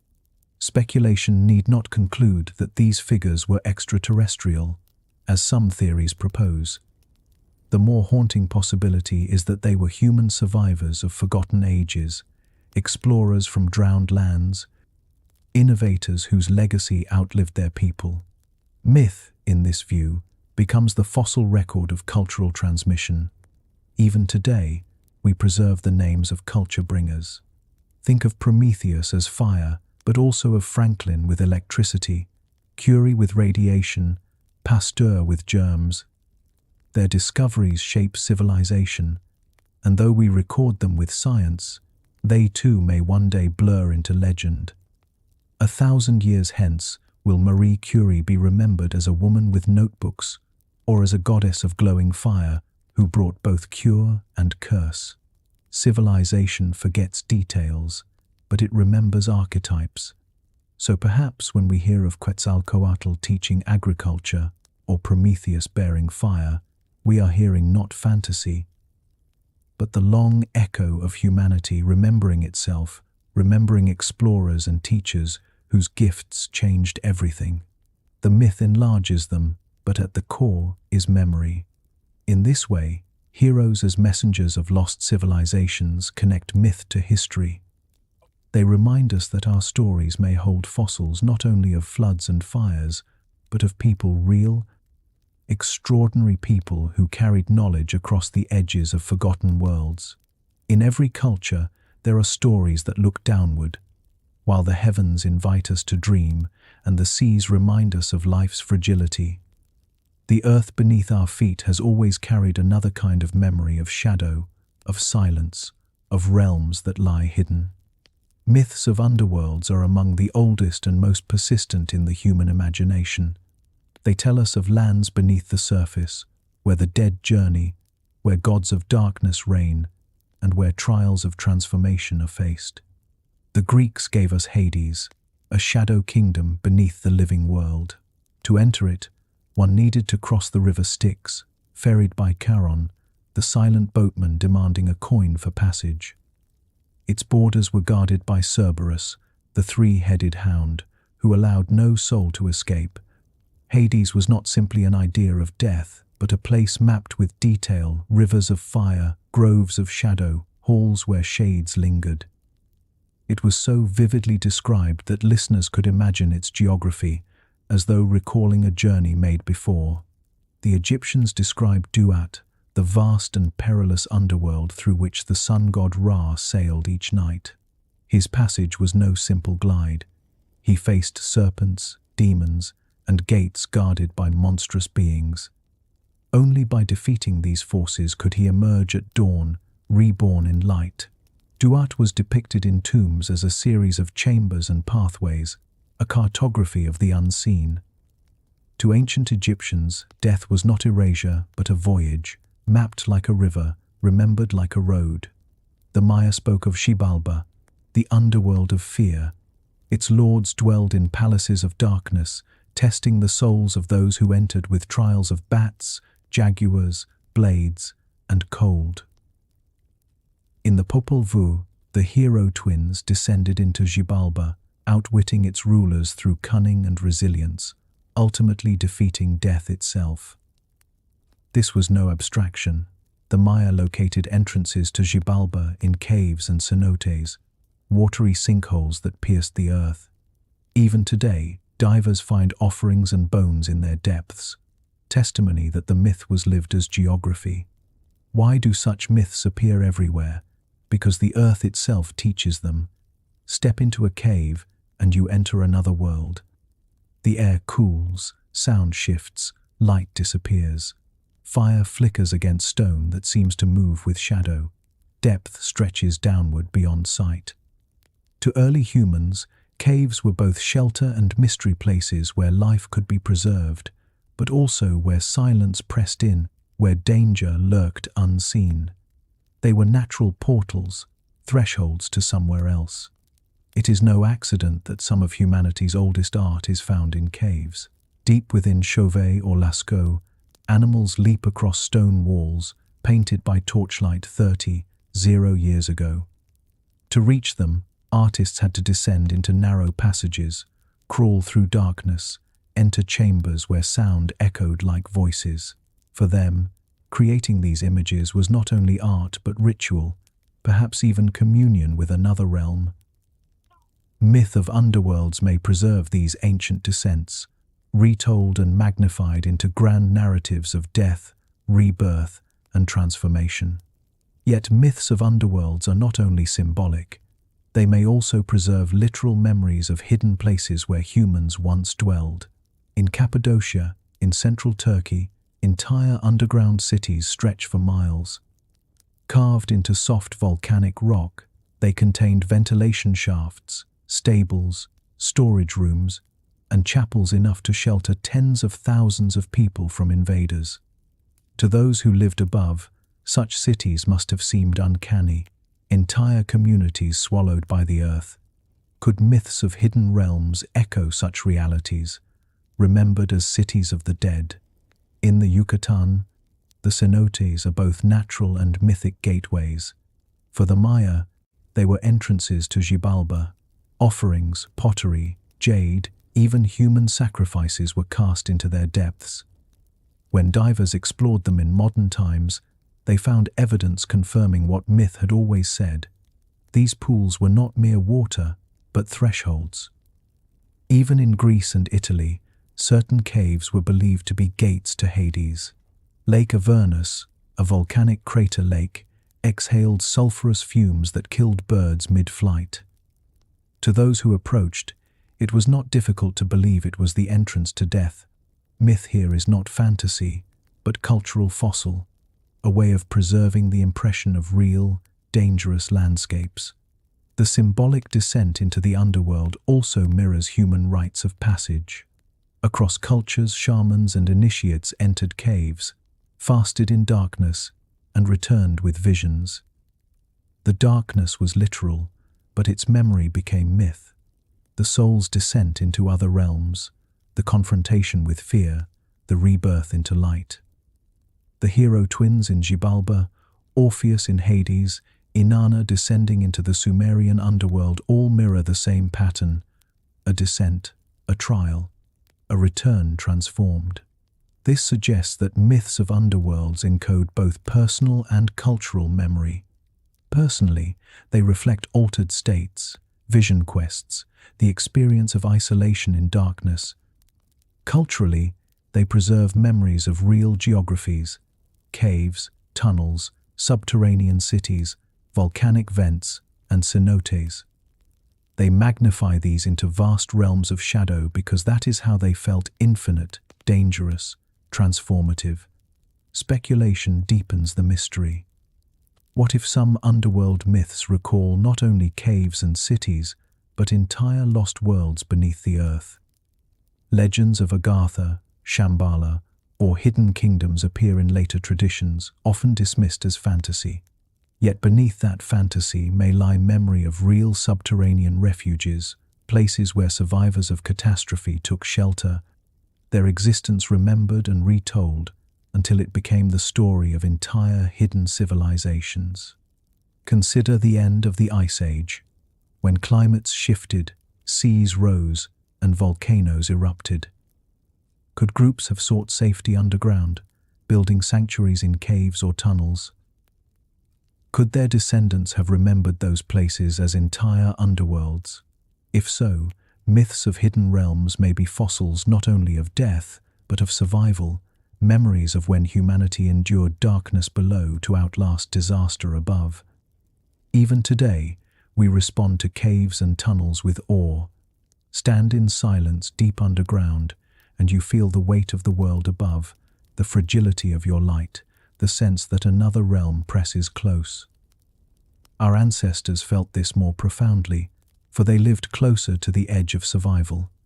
Their myths of Hades, Duat, Xibalba, and countless others are not only symbols of death, but echoes of lived experience, of footsteps fading into dark, of voices whispering in caverns, of worlds hidden beneath the surface. So perhaps underworld myths are not only metaphors for mortality, but memories of real descents into hidden places, preserved in story so that even now, when we speak of the underworld, we feel the hush of stone, the flicker of flame, the weight of ancient footsteps pressing into shadow. If caves and caverns gave birth to myths of the underworld, then dreams and visions gave rise to something equally profound: the belief in worlds alongside our own. Across civilizations, myths speak of realms not below but beside, layered dimensions where gods, spirits, or ancestors dwell. Some are dreamlike, entered in sleep or trance. Others are sky kingdoms, radiant and remote. Still others are parallel lands, not here, but just beyond a veil. In Norse myth, the cosmos was not one world but 9, bound together by Yggdrasil, the world tree. Asgard stood high in the heavens, home of the gods. Midgard was the realm of mortals. Hel lay below. Jotunheim housed giants. Alfheim, the elves. These were not metaphors but geographies of belief, structured like a map of existence. In Hindu cosmology, multiple lokas unfold, each a plane of being. Svarga, a heaven where gods dwell. Buloka, the earthly realm. Patala, a subterranean world inhabited by serpentine beings. Each loka is distinct yet interconnected, layered across the fabric of the universe. The Maya envisioned their cosmos as a 3-tiered structure: heavens above, earth in the middle, and Xibalba below. But within those tiers were multiple layers: 13 heavens, 9 underworlds, each with its own rulers and laws. The universe was not flat but stacked, a structure of many worlds through which gods and souls moved. Even in Celtic lore, we find Tir na Nog, the land of youth, a parallel realm reached not by death but by crossing thresholds. A mist, a lake, a hollow hill. To enter was to step sideways into another dimension, timeless and beautiful, yet perilous to linger in too long. These alternate worlds are not isolated inventions. They appear everywhere, in Polynesian sky kingdoms, in Native American dream realms, in Siberian shamanic journeys through spirit planes. Always the motif repeats. There are other realms, real and accessible, but only under special conditions: death, trance, dream, vision, or chosen passage. Where did this universality come from? Partly from dreams themselves. Sleep has always been the daily underworld, a place where the dead return, where distant lands are visited, where impossible journeys unfold. To ancient peoples, dreams were not illusions but experiences, real as waking, only accessed by another doorway. If you could see the dead in dreams, it was proof that another world existed. Myth crystallized that truth, building dream realms into structured cosmologies. But there is also geography at play: mirages in deserts, reflections in water, echoes in caves, all suggest worlds overlapping our own. Step into fog and shapes dissolve. Stare at stars and infinite layers seem to open. Myths of parallel lands may preserve these sensory experiences, magnified into the idea that existence itself is layered, that beyond what is seen lies what is unseen. Anthropologists suggest that alternate world myths reflect the human capacity for abstraction, the ability to imagine not only what is, but what might be. Yet speculation allows for another possibility. What if myths of parallel worlds are fossilized intuitions of realities science is only now beginning to glimpse? Modern physics speaks of multiverses, parallel dimensions, hidden layers of reality vibrating alongside our own. String theory suggests unseen dimensions curled too tightly to perceive. Quantum speculation hints at infinite possible worlds, all coexisting, each as real as ours. To hear ancient myths in this light is to wonder whether humanity, in dream and trance, glimpsed what science now begins to theorize, that reality is layered, multiple, intersecting. Take the shamanic journey. Across cultures, Siberian, Amazonian, African shamans enter trance, often induced by drumming, fasting, or plants. In that state, they describe traveling to other realms, climbing trees into the sky, descending tunnels into underworlds, crossing rivers into lands of spirits. These journeys, repeated and consistent across the globe, may not be fantasy but memory of altered states where consciousness perceives dimensions normally hidden. Myth preserves those journeys, codifying them as cosmology. Or consider myths of sky kingdoms. In Polynesia, gods descended in canoes of light. In Mesoamerica, lords came from heavens above. In Christianity, heaven is pictured as a radiant realm beyond clouds. All reflect the same intuition, that above the visible sky lies another world.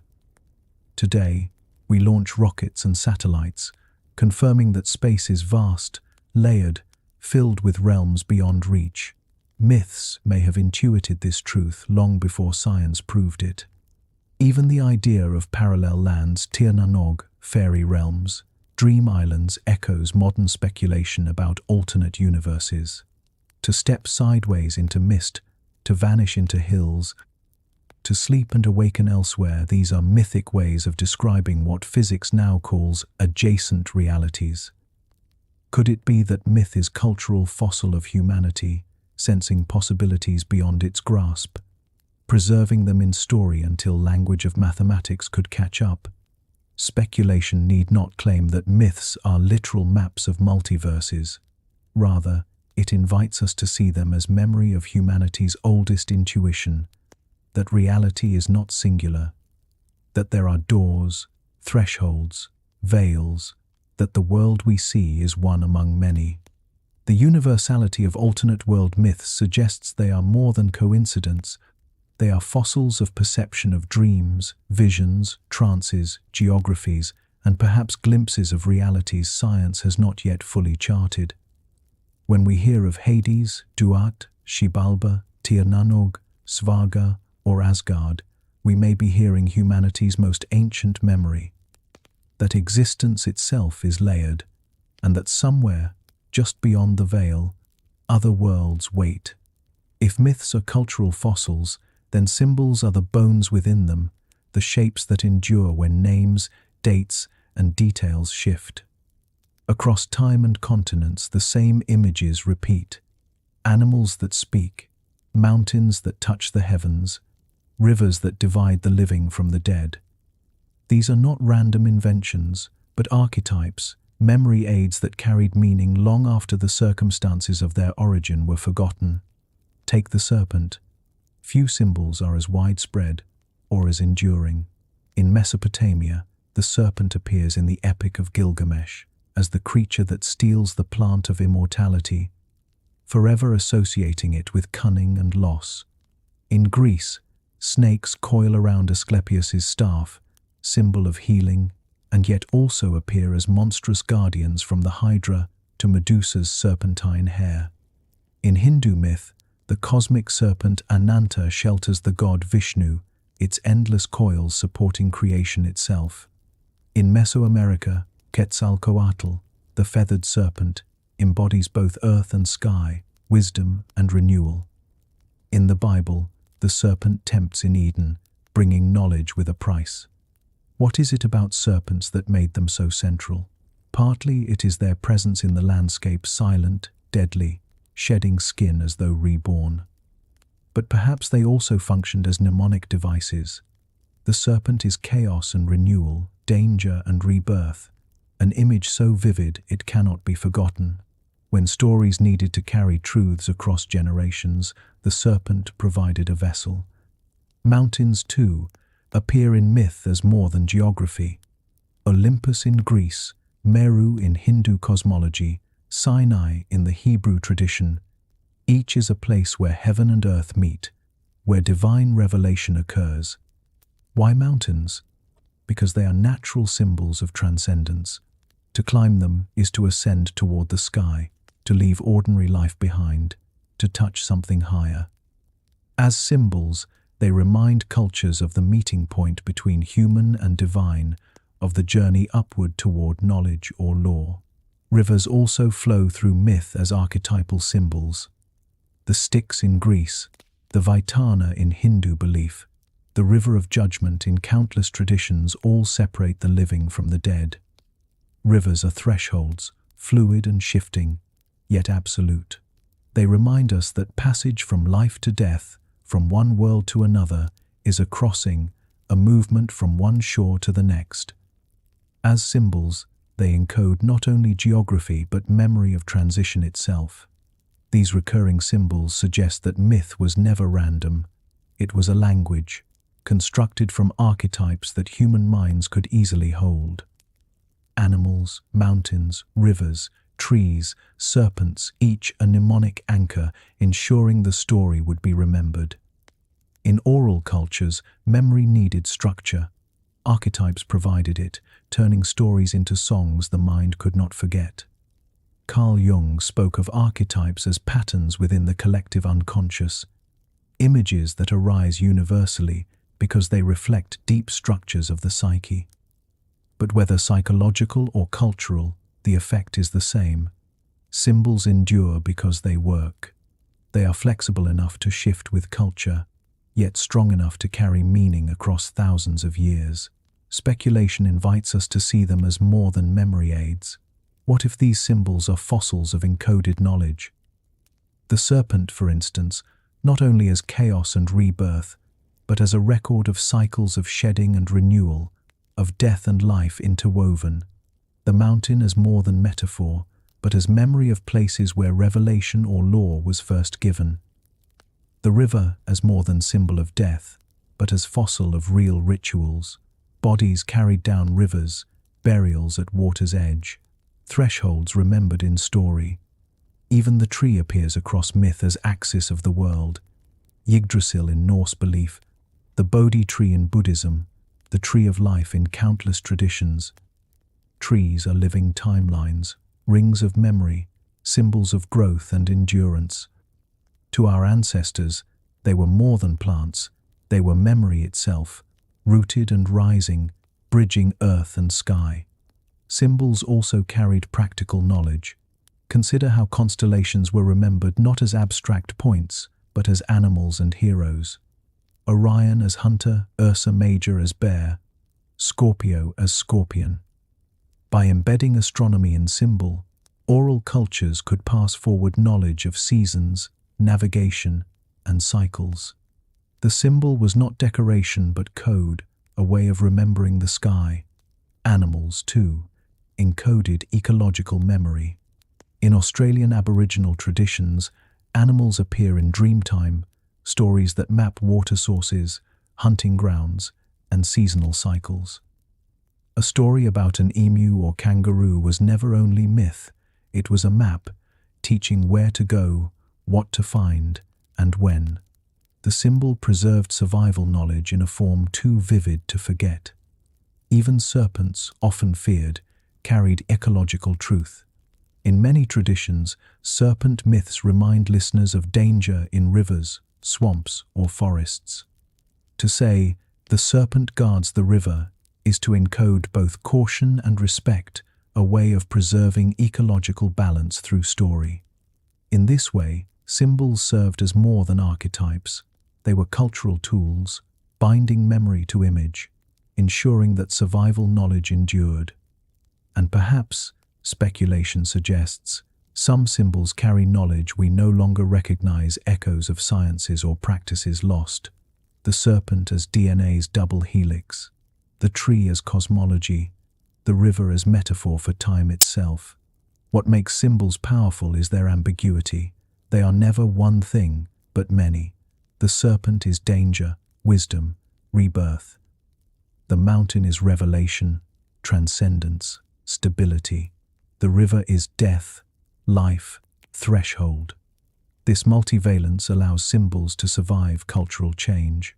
When meanings shift, the image remains, carrying new truth while preserving old memory.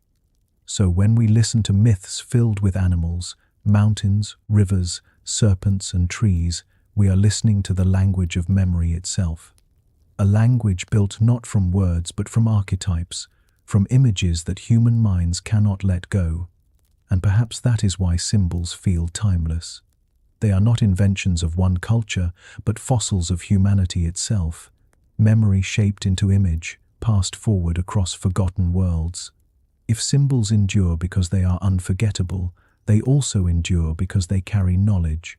Myth, far from being mere poetry, often functioned as proto-science, a way of encoding practical information about the world in forms that could survive memory, ritual, and time.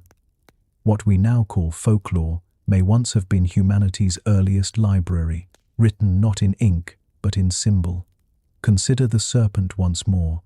Beyond chaos and rebirth, it is also a symbol of cycles. Its coiled body mirrors the spiral of the seasons. Its shedding recalls renewal. Its endless loop, the Ouroboros, represents eternity, the circle of time. Such images are more than metaphor. They are teaching tools, a way of remembering the shape of reality. To speak of the serpent devouring its tail was to describe the eternal cycle of creation and destruction, life and death. Calendars, too, were encoded in story. The Maya wove their intricate timekeeping into myths of gods and cycles, embedding astronomical precision in narrative. Their story of successive suns, worlds born and destroyed, mirrors the turning of Baktuns and Khatuns, vast cycles of time. By mythologizing numbers, they ensured that time itself was remembered not only by priests, but by culture. In Egypt, the movement of the star Sirius was tied to the goddess Isis, her tears for Osiris said to cause the Nile's flooding. This symbolic link ensured that the heliacal rising of Sirius was remembered as sacred.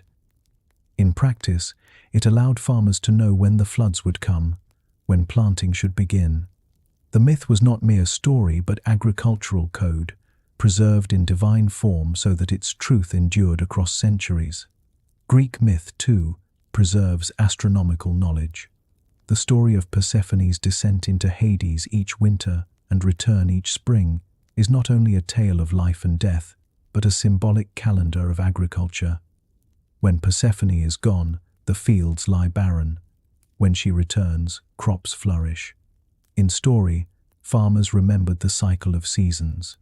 Navigation, likewise, was mythologized. Polynesian voyagers crossed vast oceans guided by stars, waves, and birds. Their myths of sky, ancestors, of birds leading the way, of canoes carried by celestial beings, encoded real navigational knowledge in forms that could be remembered across generations. Without written charts, story was the map. Even catastrophes were recorded in symbolic form. Flood myths encode sea level rise. Fire myths recall volcanic eruptions or meteor strikes. To say the gods punished or the sun fell was to preserve memory of real disasters. In this sense, myth was the black box of humanity recording impact events, famines, and shifts, not in numbers, but in images. Speculation takes this further. What if myths do not only preserve ecological and astronomical knowledge, but also fragments of sciences now forgotten? The serpent, coiled in double form, resembles the structure of DNA, though discovered only recently. Did ancient cultures intuit the spiral as symbol of life at levels deeper than metaphor? The tree of life, found across mythologies, mirrors the branching of evolution, the structure of ecosystems, even the nervous system itself. The river as time, the wheel as cosmos, the circle as infinity. Each suggests that myth may encode profound truths encrypted in archetype. Some researchers suggest that myths may even preserve data too complex for early language, stored in symbolic narrative until later rediscovered. The alignment of temples and monuments to solstices and equinoxes, for example, suggests astronomical knowledge encoded in sacred architecture. The stories attached to these places of gods born or dying with the sun ensured that the alignments were remembered, even if the technical reason was forgotten.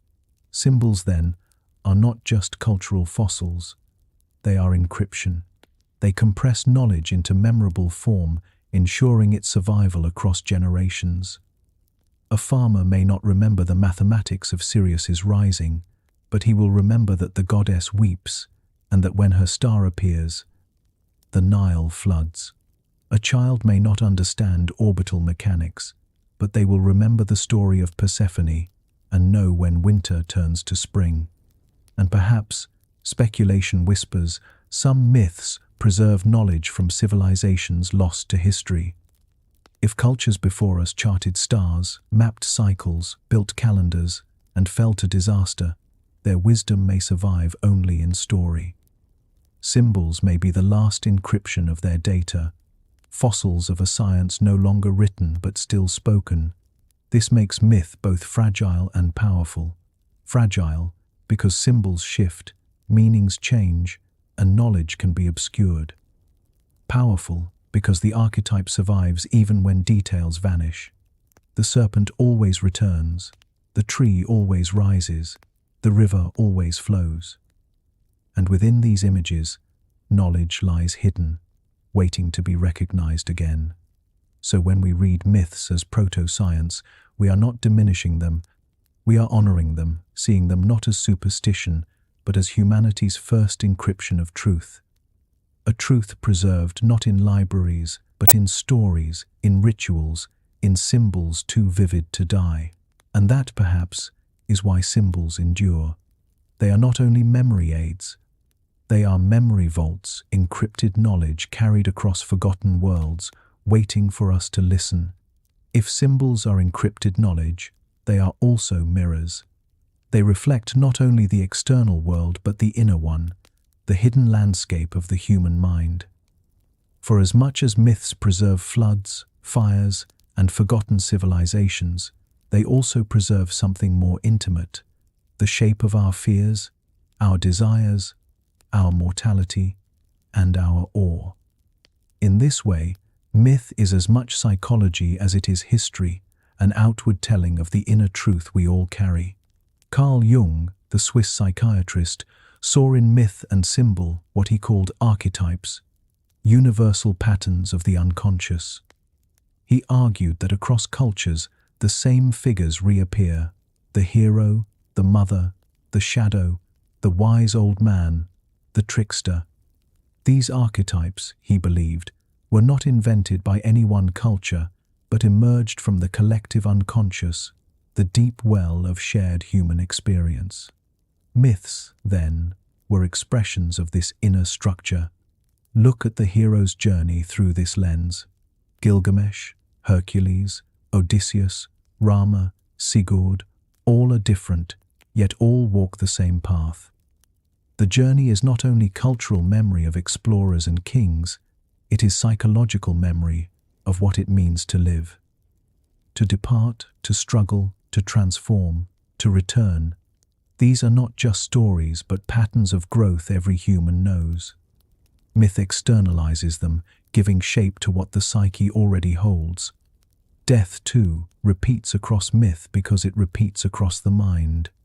Every culture creates stories of underworlds, not because all visited them, but because all feared them. To imagine Hades, Xibalba, or Duat is to give form to the anxiety of mortality. Myths of rebirth, of return, of souls crossing rivers or rising with the dawn soothe that fear by embedding it in narrative. They tell us that death is not erasure, but passage, an image the psyche can live with. Fear of chaos also emerges in myth. Serpents, floods, storms, demons, these are universal because chaos is universal.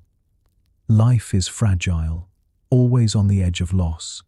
Myth gives chaos a face so it can be named, confronted, even negotiated with. To sacrifice to Zeus or Indra, to appease the river gods, to pray before a volcano, was to externalize fear into relationship. The unknown became symbol, and the symbol became manageable. Awe, too, is preserved in myth. Lightning, eclipses, auroras, star fields, Phenomena that overwhelm the senses are given story not to explain them away, but to keep the awe alive.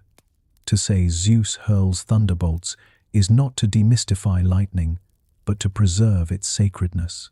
To say the Milky Way is Hera's spilled milk, or the path of souls, is to acknowledge the awe of its light. Myth does not reduce awe, it enshrines it. From this psychological perspective, myths repeat because the psyche repeats. Mortality, chaos, awe, these are constants. No matter the culture, no matter the geography, the mind generates images to hold them. Archetypes emerge again and again because the unconscious is shared. Yet even here, speculation deepens the view. What if the psyche is not only inner, but also ancestral? Jung himself spoke of archetypes as inherited, not only psychologically but biologically, patterns passed down through the species. If so, then myths may be memories not only of individual minds but of humanity itself, carried forward in our very being. Consider dreams. Every night we enter realms of symbols.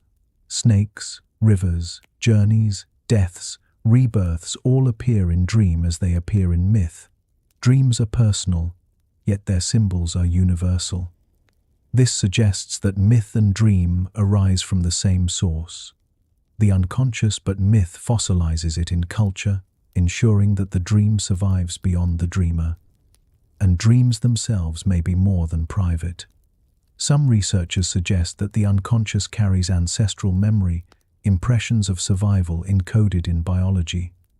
Fear of snakes, fear of the dark, awe before the stars.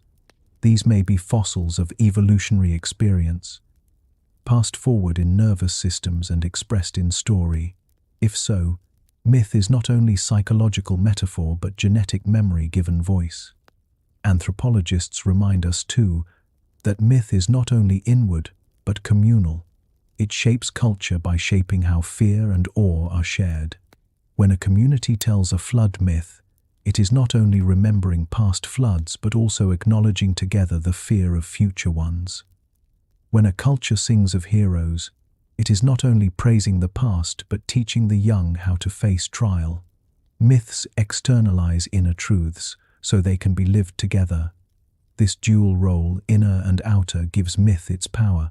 It is both personal and communal, both dream and culture. The psyche shapes myth, and myth shapes psyche, each reflecting the other in an endless loop. Speculation takes us one step further. What if myth is not only a reflection of the psyche, but a technology of it, a way of organizing the unconscious, aligning fear, awe, and mortality into forms the mind can live with? To tell a myth is to make sense of the inner world, to prevent chaos from overwhelming it. Perhaps that is why cultures without writing still created vast mythologies, because the psyche required them, as much as the body required food. And perhaps, too, myths are fossils of inner truth, preserved across forgotten ages just as surely as they preserve outer events. If floods, fires, and civilizations lost to sea are remembered in story, so too are the inner floods of grief, the inner fires of passion, the inner descents of despair. Myth is both memory of the world and memory of the self. So when we read of Hades, or serpents, or heroes, we are reading not only cultural memory, but psychological memory, the fossilized truths of the human mind. They repeat because we repeat. They endure because we endure. And they will be told as long as fear, awe, and mortality are part of being human. If myth reflects the psychology of the individual, it also reflects the memory of the collective. Myths are humanity's great diary, written not in ink but in story, where history and dream blur until they are indistinguishable. They are how a species remembers itself, its disasters, its triumphs, its longings, its fears carried across time, not as records, but as tales. We see this most clearly in flood stories. From Mesopotamia to Mesoamerica, from the Hebrew Bible to indigenous Australian lore, floods reappear. To the anthropologist, they may represent symbolic cleansing, archetypes of renewal, but they are also memories of real floods, of rising seas after the Ice Age, of rivers that overflowed and destroyed crops, of tsunamis that erased coasts. Each culture carried its own memory, and yet together they form a collective echo. Humanity remembers water. Volcanic eruptions, too, are preserved in myth. In the Pacific, the eruption of Mount Tofua is remembered as the fire of gods. In Greece, the explosion of Santorini may live on in myths of Atlantis. In Indonesia, Toba's cataclysm lingers in shadowed tales of darkness and famine. These are not scientific records, but collective fossils, fragments of real events, preserved in story so they could survive across generations. But myth is not only memory of disaster, it is memory of wonder. The Pleiades cluster is remembered everywhere, as sisters in Greece, as a canoe in Polynesia, as a story of rescue in North America.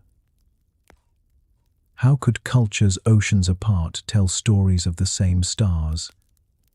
Because the stars are universal, and because myth provided a way to remember them. Humanity remembers the sky collectively, even when separated. This is what makes myth extraordinary. It is not one person's dream, but many. Stories are told, retold, reshaped until they belong to the group. In this way, they preserve more than facts. They preserve meaning. History becomes myth not because details are lost, but because the collective has reshaped them into symbols large enough to hold generations. Speculation deepens this view. What if myths are both inner truth and outer history? The flood that drowns a land is remembered as divine punishment, but also as a real tsunami. The serpent that brings chaos is remembered as cosmic archetype, but also as a memory of real predators. The underworld is remembered as symbolic death, but also as literal caves. Myth fuses these layers, preserving both. Consider Gilgamesh again. His epic preserves memory of a historical king of Uruk, but also memory of the flood, memory of the fear of death, memory of the quest for meaning. It is history, dream, psychology, and cosmology all at once. Myth is never only one thing. It is many layers fused into one narrative, carrying both inner and outer truth. This is why myths endure when records vanish.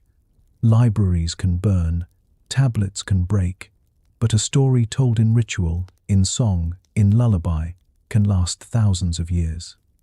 Aboriginal Australian stories describing coasts now submerged have survived for more than 7 millennia. Polynesian chants carried navigation routes across the Pacific for centuries.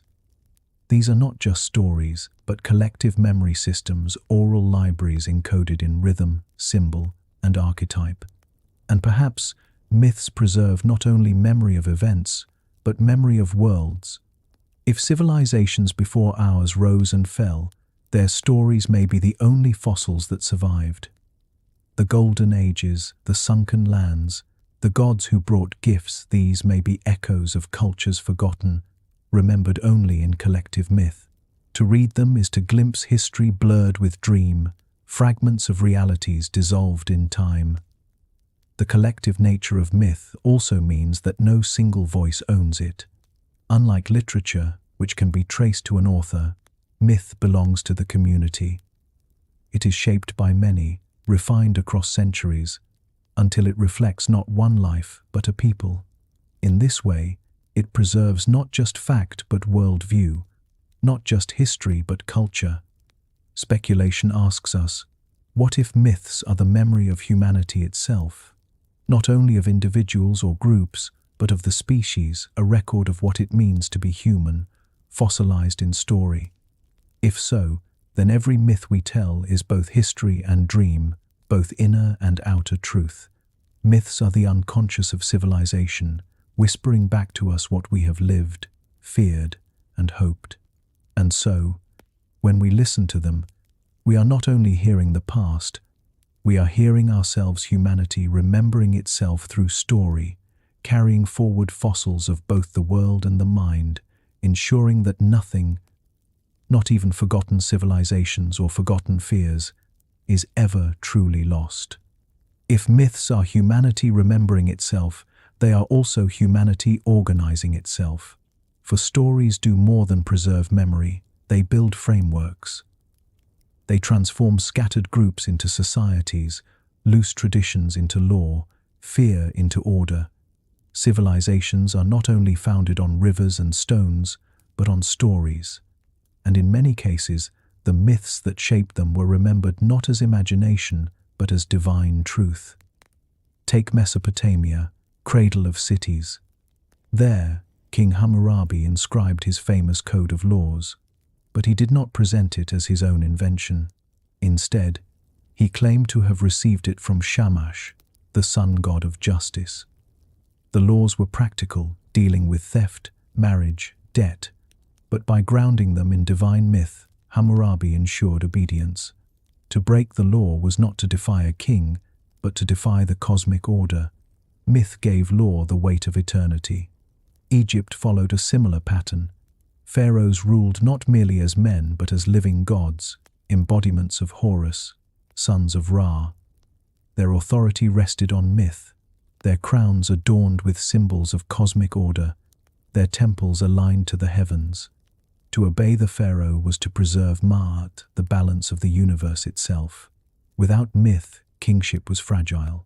With myth, it was eternal. In Greece, city-states grounded their identities in mythic founders. Athens traced its roots to Athena, its protector goddess, while Sparta honored Heracles as ancestral hero. These stories provided not only pride but cohesion. A citizen of Athens was not only part of a city, but heir to a divine story. Religious myths, too, bound people together. The Hebrew scriptures preserved the story of a covenant, a chosen people guided by laws given on Sinai, remembered as fire on a mountain, thunder in the sky. The authority of those laws lay in their mythic origin, carried not by men but by God. Even today, those laws echo, shaping ethical frameworks far beyond their first context. Why do myths carry such power? Because they blur memory with meaning. A law written by a man can be questioned. A law written into myth feels eternal. A king can be doubted, a god-king cannot. Myth transforms human decisions into cosmic order, ensuring that they endure. This is not to say myths were cynical inventions. Often, they arose organically. Communities told stories of ancestors, of gods, of creation, and those stories naturally shaped their values. Over time, they became formalized as codes and rituals. The power of myth lay in its ability to unify, to give many people one story to live by. Speculation invites us to see myths as more than belief systems. They were also technologies of civilization. They organized memory, encoded ethics, and stabilized society. Without them, laws might be forgotten, rulers ignored, communities fractured. With them, societies endured, sometimes for millennia. Consider the concept of divine kingship. From Egypt to China, rulers claimed authority not from conquest alone, but from myth. The mandate of heaven in Chinese tradition justified dynasties. When rulers lost virtue, the mandate shifted, and history was reinterpreted through mythic framework. In medieval Europe, kings ruled by the grace of God, their crowns symbols of sacred order. Again and again, authority rested not only on armies but on story. Myths also shaped morality. The Greek myth of Prometheus warned of the cost of defying gods. The story of Pandora explained the presence of suffering. The Hindu Mahabharata preserved questions of duty, honor, and righteousness through epic narrative. In each case, myth did not simply entertain, it instructed, embedding values in memorable form. Even architecture was myth in stone. Ziggurats of Mesopotamia rose as mountains linking heaven and earth, embodying creation myths. Egyptian pyramids mirrored the rays of the sun, eternal monuments to divine kingship. Gothic cathedrals in Europe reached toward heaven, their stained glass retelling biblical stories in light. Civilization itself was built as myth made visible. And what of myths that spoke of origins? Creation stories gave meaning to existence, locating humanity within a cosmic order. To say the world was formed from Tiamat's body, as the Babylonians did, was to place chaos and order at the root of life. To say humans were shaped from clay by gods, as Sumerians told, was to explain both fragility and divinity. Such stories were not questions of geology, but affirmations of identity, who we are, where we come from, and why we live together. Speculation suggests that these myths may preserve fragments of earlier truths. Flood myths may encode real disasters. Lawgiver myths may preserve memory of culture bringers. Divine kingship may recall eras when rulers embodied sacred roles now forgotten. Myth, in this view, is not only cultural scaffolding but fossilized history of how civilizations first organized themselves. What is clear is this: without myth, society falters. Without shared story, law is weak, kings are fragile, temples are empty. Myth is the foundation stone, the architecture of meaning. It is the memory that binds, the narrative that shapes, the story that civilization itself is built upon. So when we look at Hammurabi's code, at pharaohs' crowns, at temples rising from stone, we are not only seeing politics or architecture, we are seeing myth made manifest humanity, remembering itself not only in story, but in law, in order, in civilization. If myths shaped civilization, then we must ask the haunting question at the heart of this journey. What if myths are not only symbols, not only allegories, but true records? What if they are memories of worlds that once existed, worlds now forgotten, but still alive in story? Across cultures, myths echo with astonishing consistency. Floods, fire, sky gods, underworlds, golden ages, visitors from the heavens, heroes who bring knowledge. We call them archetypes, but what if they are echoes? Inherited voices of ancestors who survived cataclysm, who wandered across changing lands, who carried fragments of their world in memory, preserved not in stone tablets but in stories told to children around fires. Take the flood myths. If sea levels rose at the end of the Ice Age, drowning coastlines and islands, then survivors would remember. They would tell of the waters rising, of lands lost, of gods angry, of humanity saved only by boats or mountains. Over generations, these stories would blur into symbol, yet at their root, they would still be memory of real events. Or consider the myths of lost golden ages. In Greece, Hesiod spoke of the Golden Age, a time when humans lived in harmony, before decline brought the Iron Age of toil and sorrow. In India, the Yugas describe vast cycles of rising and falling ages, from truth and virtue to darkness and struggle. In Mesoamerica, the Aztecs told of successive suns, worlds destroyed and reborn. Were these only metaphors of morality? Or could they be echoes of real civilizations, ages of stability, followed by collapse, remembered as golden only in contrast to what followed?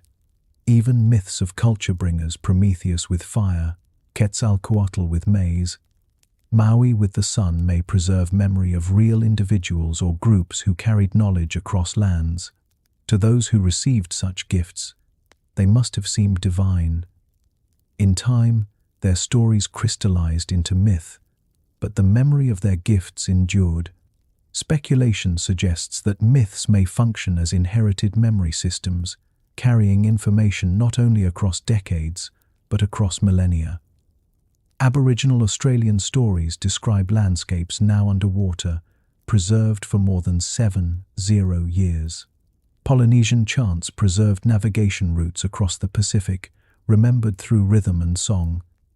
If such oral traditions can preserve ecological and navigational memory for millennia, why not also preserve memory of forgotten worlds?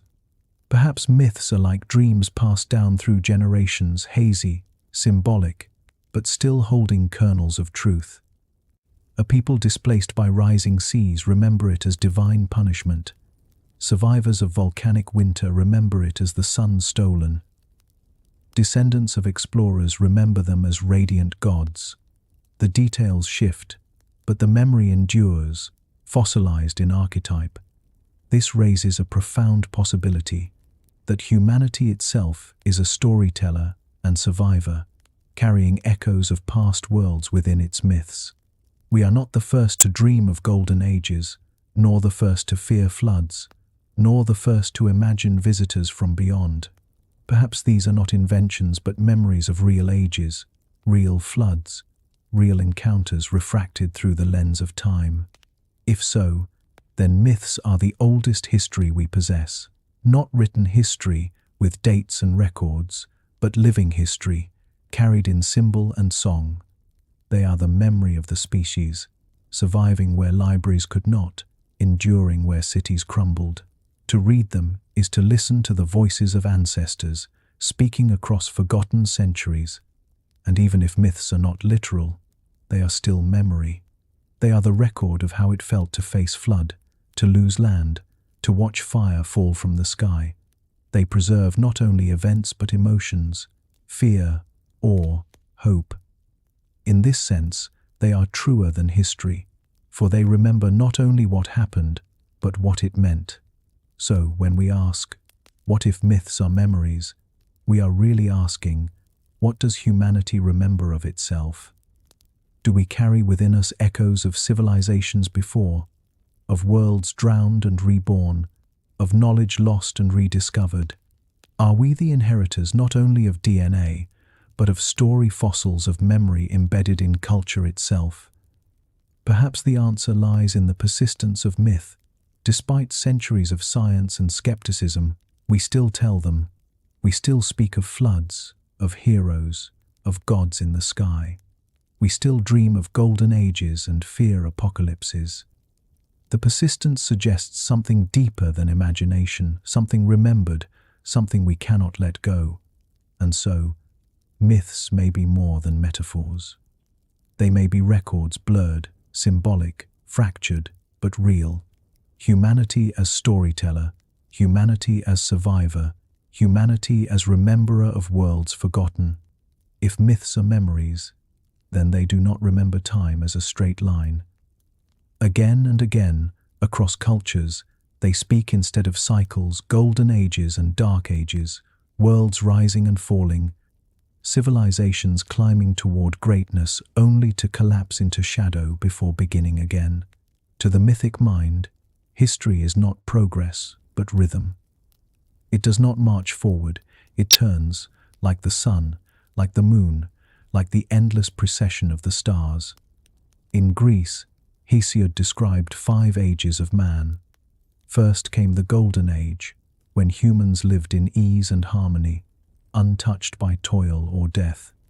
Then the Silver Age, less perfect, when men grew arrogant and neglected the gods. The Bronze Age followed, marked by war and violence. Then the Age of Heroes, a brief resurgence of glory. And finally, the Iron Age, Hesiod's own time, an age of decline, labor, and strife. Here the myth is clear. Time moves downward, each age worse than the last. The memory of greatness lingers, but only as a contrast to the present. In India, the Yugas tell a similar story on a grander scale. Satya Yuga, the age of truth, begins with perfect virtue.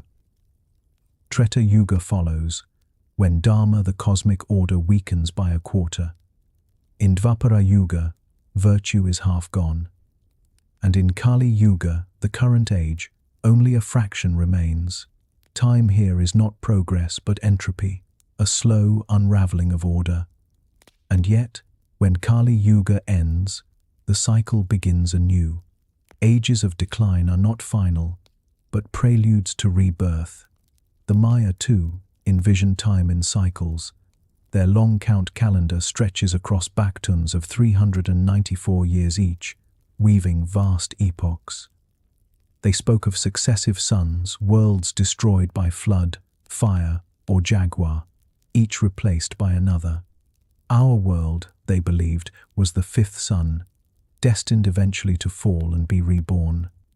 For the Maya, history was not a singular arc, but a series of creations and destructions echoing endlessly.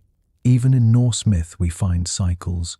Ragnarok, the twilight of the gods, is not the end but a turning. The world burns, the gods fall, and yet from the ashes a new earth rises, green and renewed. Children of gods survive to begin again. The cycle is death and rebirth, an endless turning of worlds. Why do these myths repeat across cultures? Perhaps because humans, observing nature, saw cycles everywhere. The sun rises and sets. The moon waxes and wanes. Seasons return in endless loop. Even life itself cycles: birth, growth, death, renewal. To ancient eyes, it was natural to see history the same way, not as a straight line, but as an eternal spiral. Anthropologists note that cyclical myths often arise in societies closely tied to nature's rhythms. Farmers depend on seasonal cycles. Navigators depend on stars that return.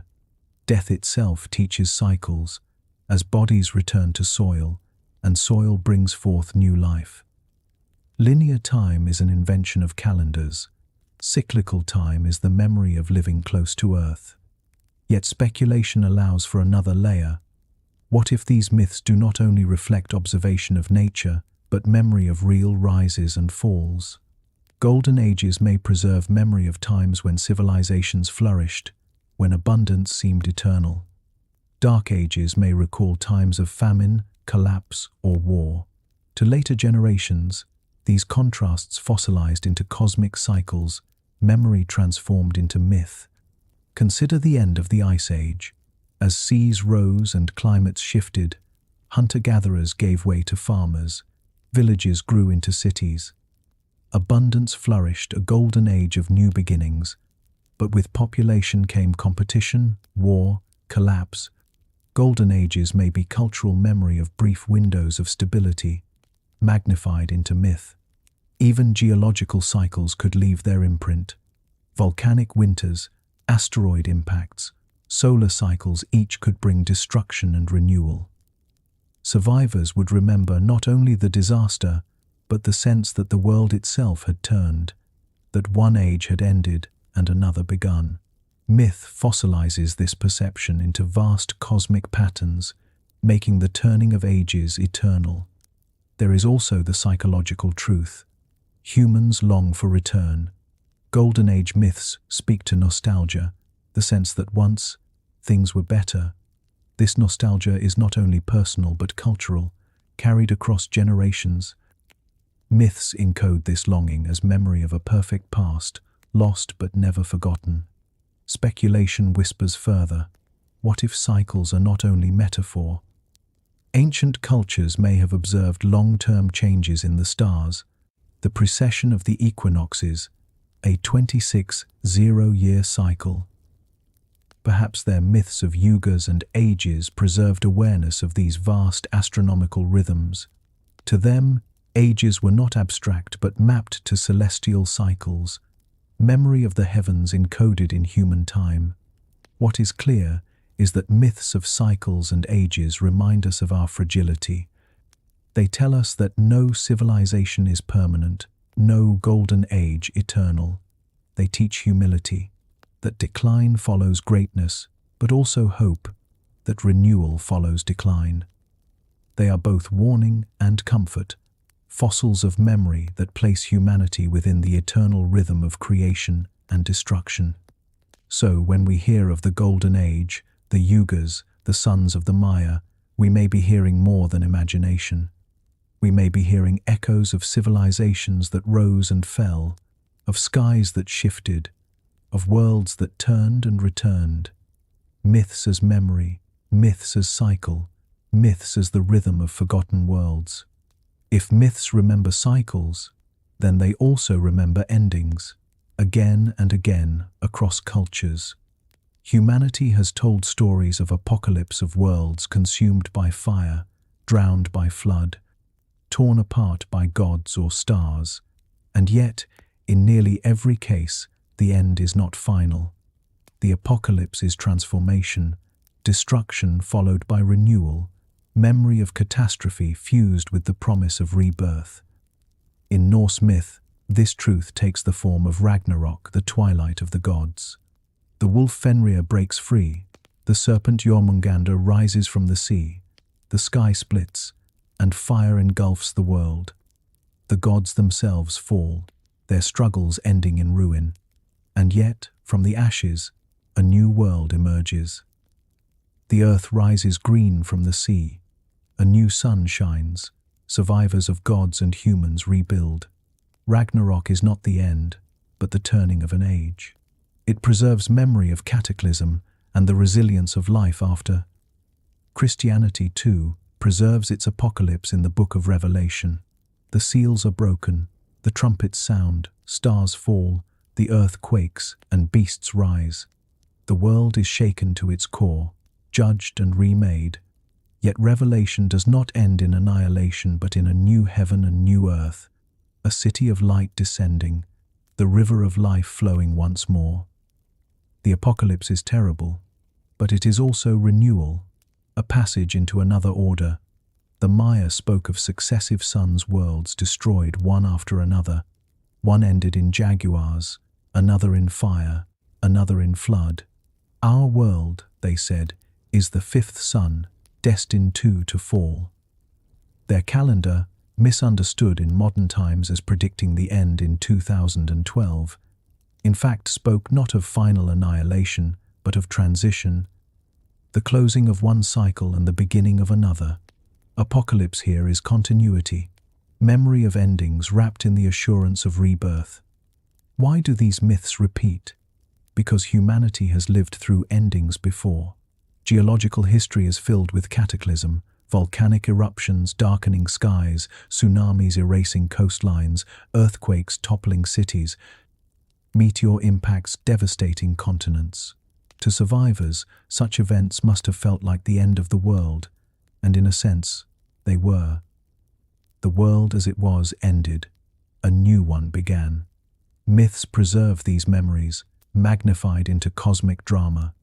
The eruption of Thera around 1600 BCE may have inspired Greek myths of Atlantis and divine wrath.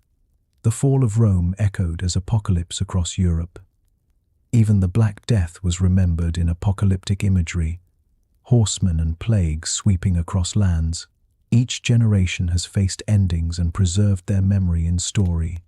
Speculation suggests that some apocalyptic myths may preserve even deeper memory, echoes of ancient extinctions. The Younger Dryas, a sudden return to Ice Age cold around 12,000 years ago, may have been caused by comet impact or other cataclysm. Sea levels rose, megafauna vanished, cultures shifted. To those who lived through it, it must have seemed as though the world itself was collapsing.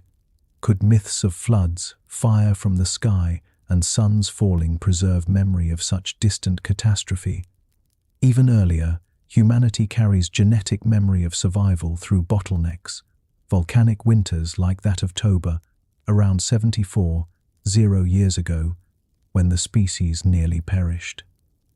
If myth is collective memory, then perhaps stories of destruction and rebirth preserve not only cultural but biological history, inherited echoes of survival through extinction-level events. But apocalypse myths also reflect psychology. They give form to the fear that all things end, not just individuals, but worlds.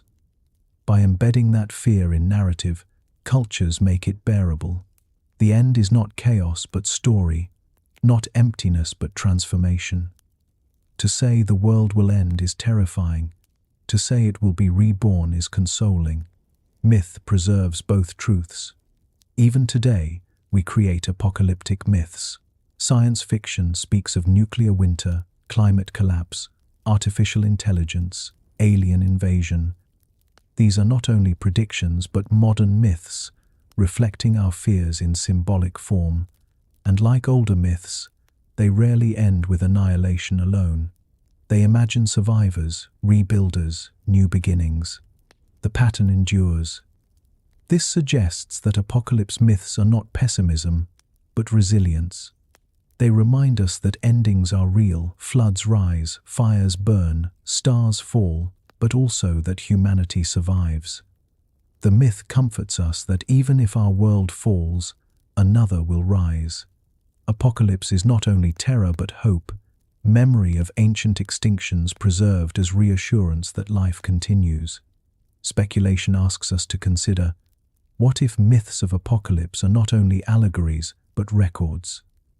If floods recall rising seas, if fire recalls volcanic winter, if falling stars recall impacts, then apocalypse myths are fossils of catastrophe. They preserve what it felt like when the world ended, so that we might never forget, so that we might be ready when it happens again. And perhaps, even deeper, they remind us that our world will end not in myth but in time. The sun will one day fade. The earth will one day change. In the vastness of cosmic cycles, every world is temporary. Myths of apocalypse are fossils of that truth, carried forward so that we never forget our fragility and our resilience.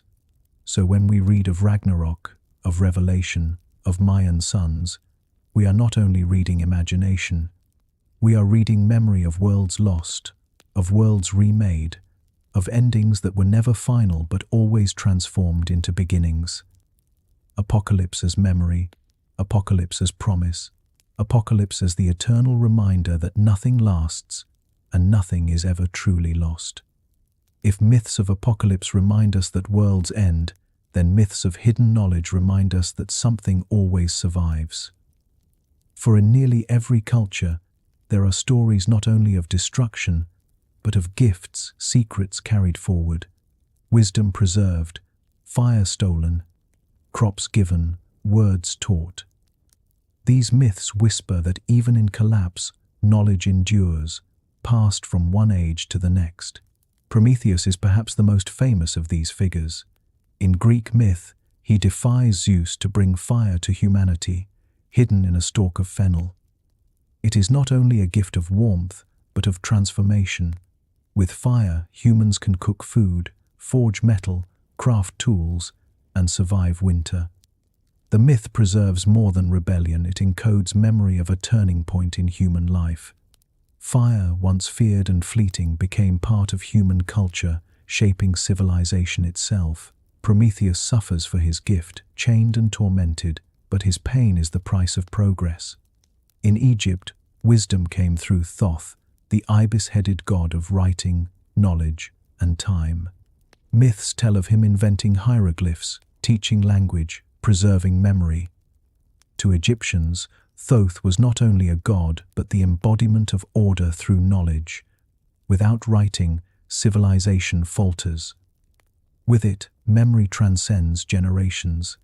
Myth here encodes the moment when knowledge became more than oral, when it was carved in stone, immortal. Among the Maya and Aztec, Quetzalcoatl is remembered as giver of maize, the sacred crop that sustained life. His myth speaks of descent into the underworld to bring bones of ancestors, mixing them with maize to create humanity itself. In this story, food and life are one. Agriculture, the great shift from hunting to farming, is remembered not as invention but as gift from a radiant figure. Myth encodes the memory of transition, from wandering to planting, from fragility to sustenance. Even in Polynesia, Maui plays the role of trickster-teacher, stealing fire, lengthening days, fishing islands from the sea. His stories are playful, yet they preserve crucial knowledge: how to control fire, how to measure time, how to understand the land itself. Myth ensures that lessons survive not as manuals, but as unforgettable tales. Why do these myths repeat? Because each marks a turning point in survival. Fire, food, language, time.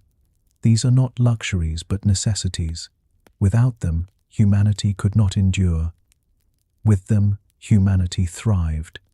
And because they mattered so deeply, cultures preserved them in myth. To forget fire, to forget crops, to forget writing was unthinkable. By turning them into story, they became unforgettable. But there is another layer. These myths also suggest that knowledge is never entirely new. It is rediscovered, preserved, passed down. The story of Prometheus implies fire was hidden, waiting to be stolen. The story of Thoth implies writing was a divine pattern, gifted rather than invented. The story of Quetzalcoatl implies maize was sacred, a treasure recovered rather than simply cultivated.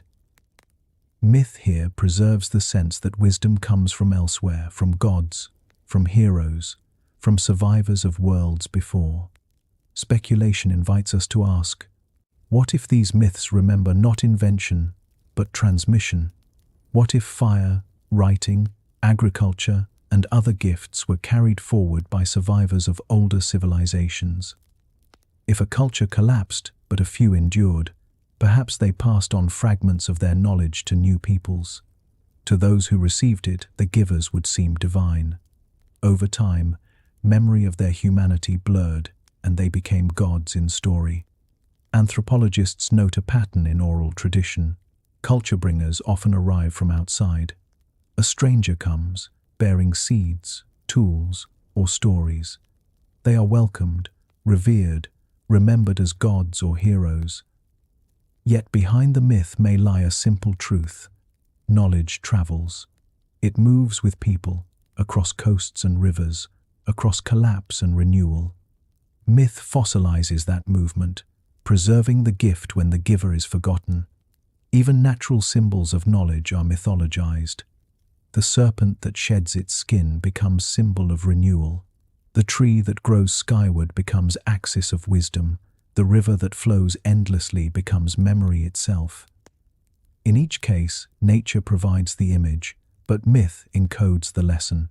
Speculation extends further. What if myths of hidden knowledge preserve encrypted data from civilizations now lost?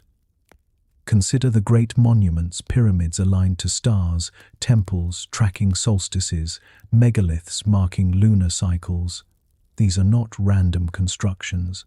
They are calendars, observatories, memory systems in stone. The myths surrounding them of gods building, of stars guiding, of ancestors watching preserve the reason for their creation. Even if the technical purpose was forgotten, the myth carried the truth forward. Perhaps that is why so many myths describe knowledge as fire, light, or treasure hidden. Knowledge is fragile. It can be lost in catastrophe, erased in war, forgotten in famine. But if preserved in myth, it endures. The fire may dim, the scrolls may burn, but the story of the firebringer survives. And when the time comes, the story can be retold, and the knowledge sought again. This makes myth not only memory, but archive. It is the library of forgotten worlds, written not in books, but in symbols and stories. Prometheus is the fossil of fire. Thoth is the fossil of writing. Quetzalcoatl is the fossil of agriculture.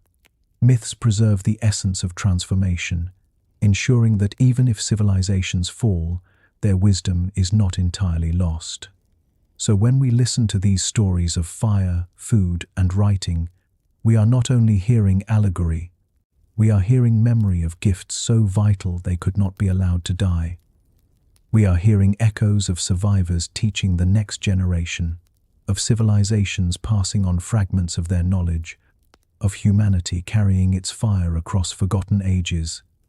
If myths of hidden knowledge speak of gifts preserved in story, then the next question is, where were those stories kept? For across history, humanity has built libraries not only of stone and scroll, but of memory itself. Some we know by name, like Alexandria. Others are gone, erased by conquest or fire.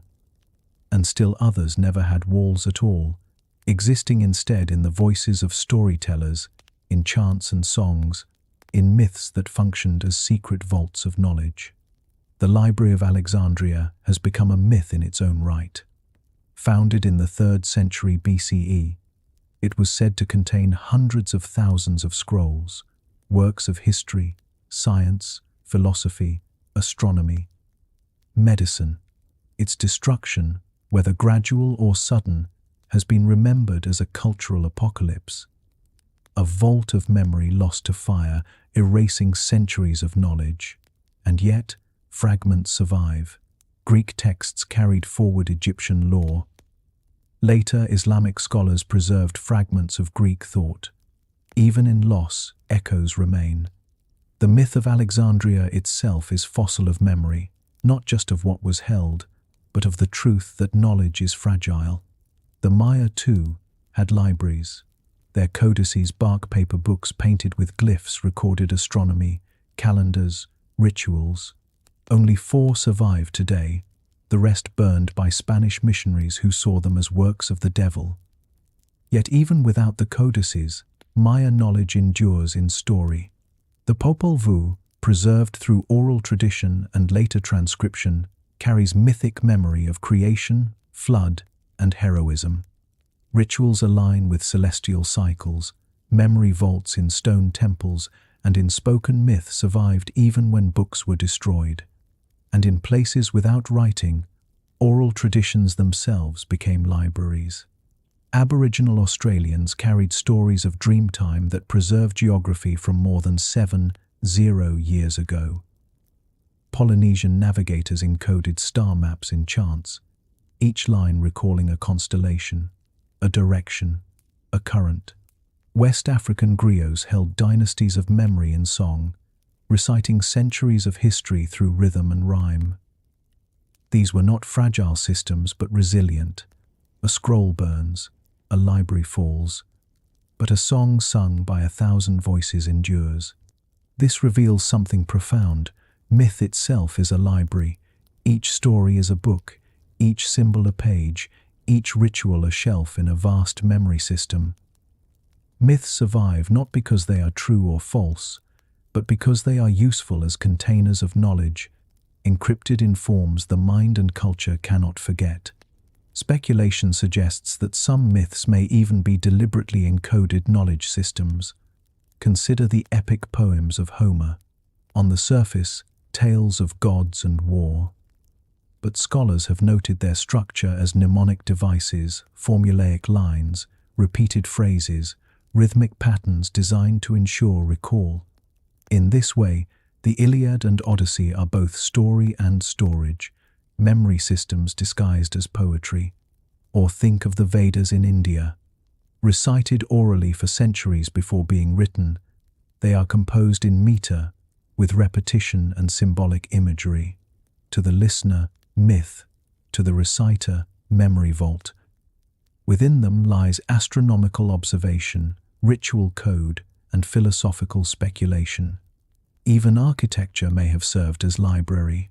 Temples aligned to solstices, pyramids angled to stars, stone circles marking lunar cycles. These are books in stone, recording celestial knowledge in durable form. The myths attached to them of gods who rose with the sun, of sacrifices that renewed the world, preserve the reason for their alignment. The myth is the legend, but the monument is the index. Speculation asks, what if some myths were designed not only to preserve meaning, but to hide it? Secret societies, mystery cults, priesthoods, many guarded knowledge through symbol. To the outsider, myth was story. To the initiate, it was code. Myths of serpents and ladders, of gods and cycles, may have functioned as teaching tools for astronomy, agriculture, or cosmology, encrypted so that only those trained could unlock them. Myth here becomes not only memory, but cipher. The loss of libraries, then, is never complete.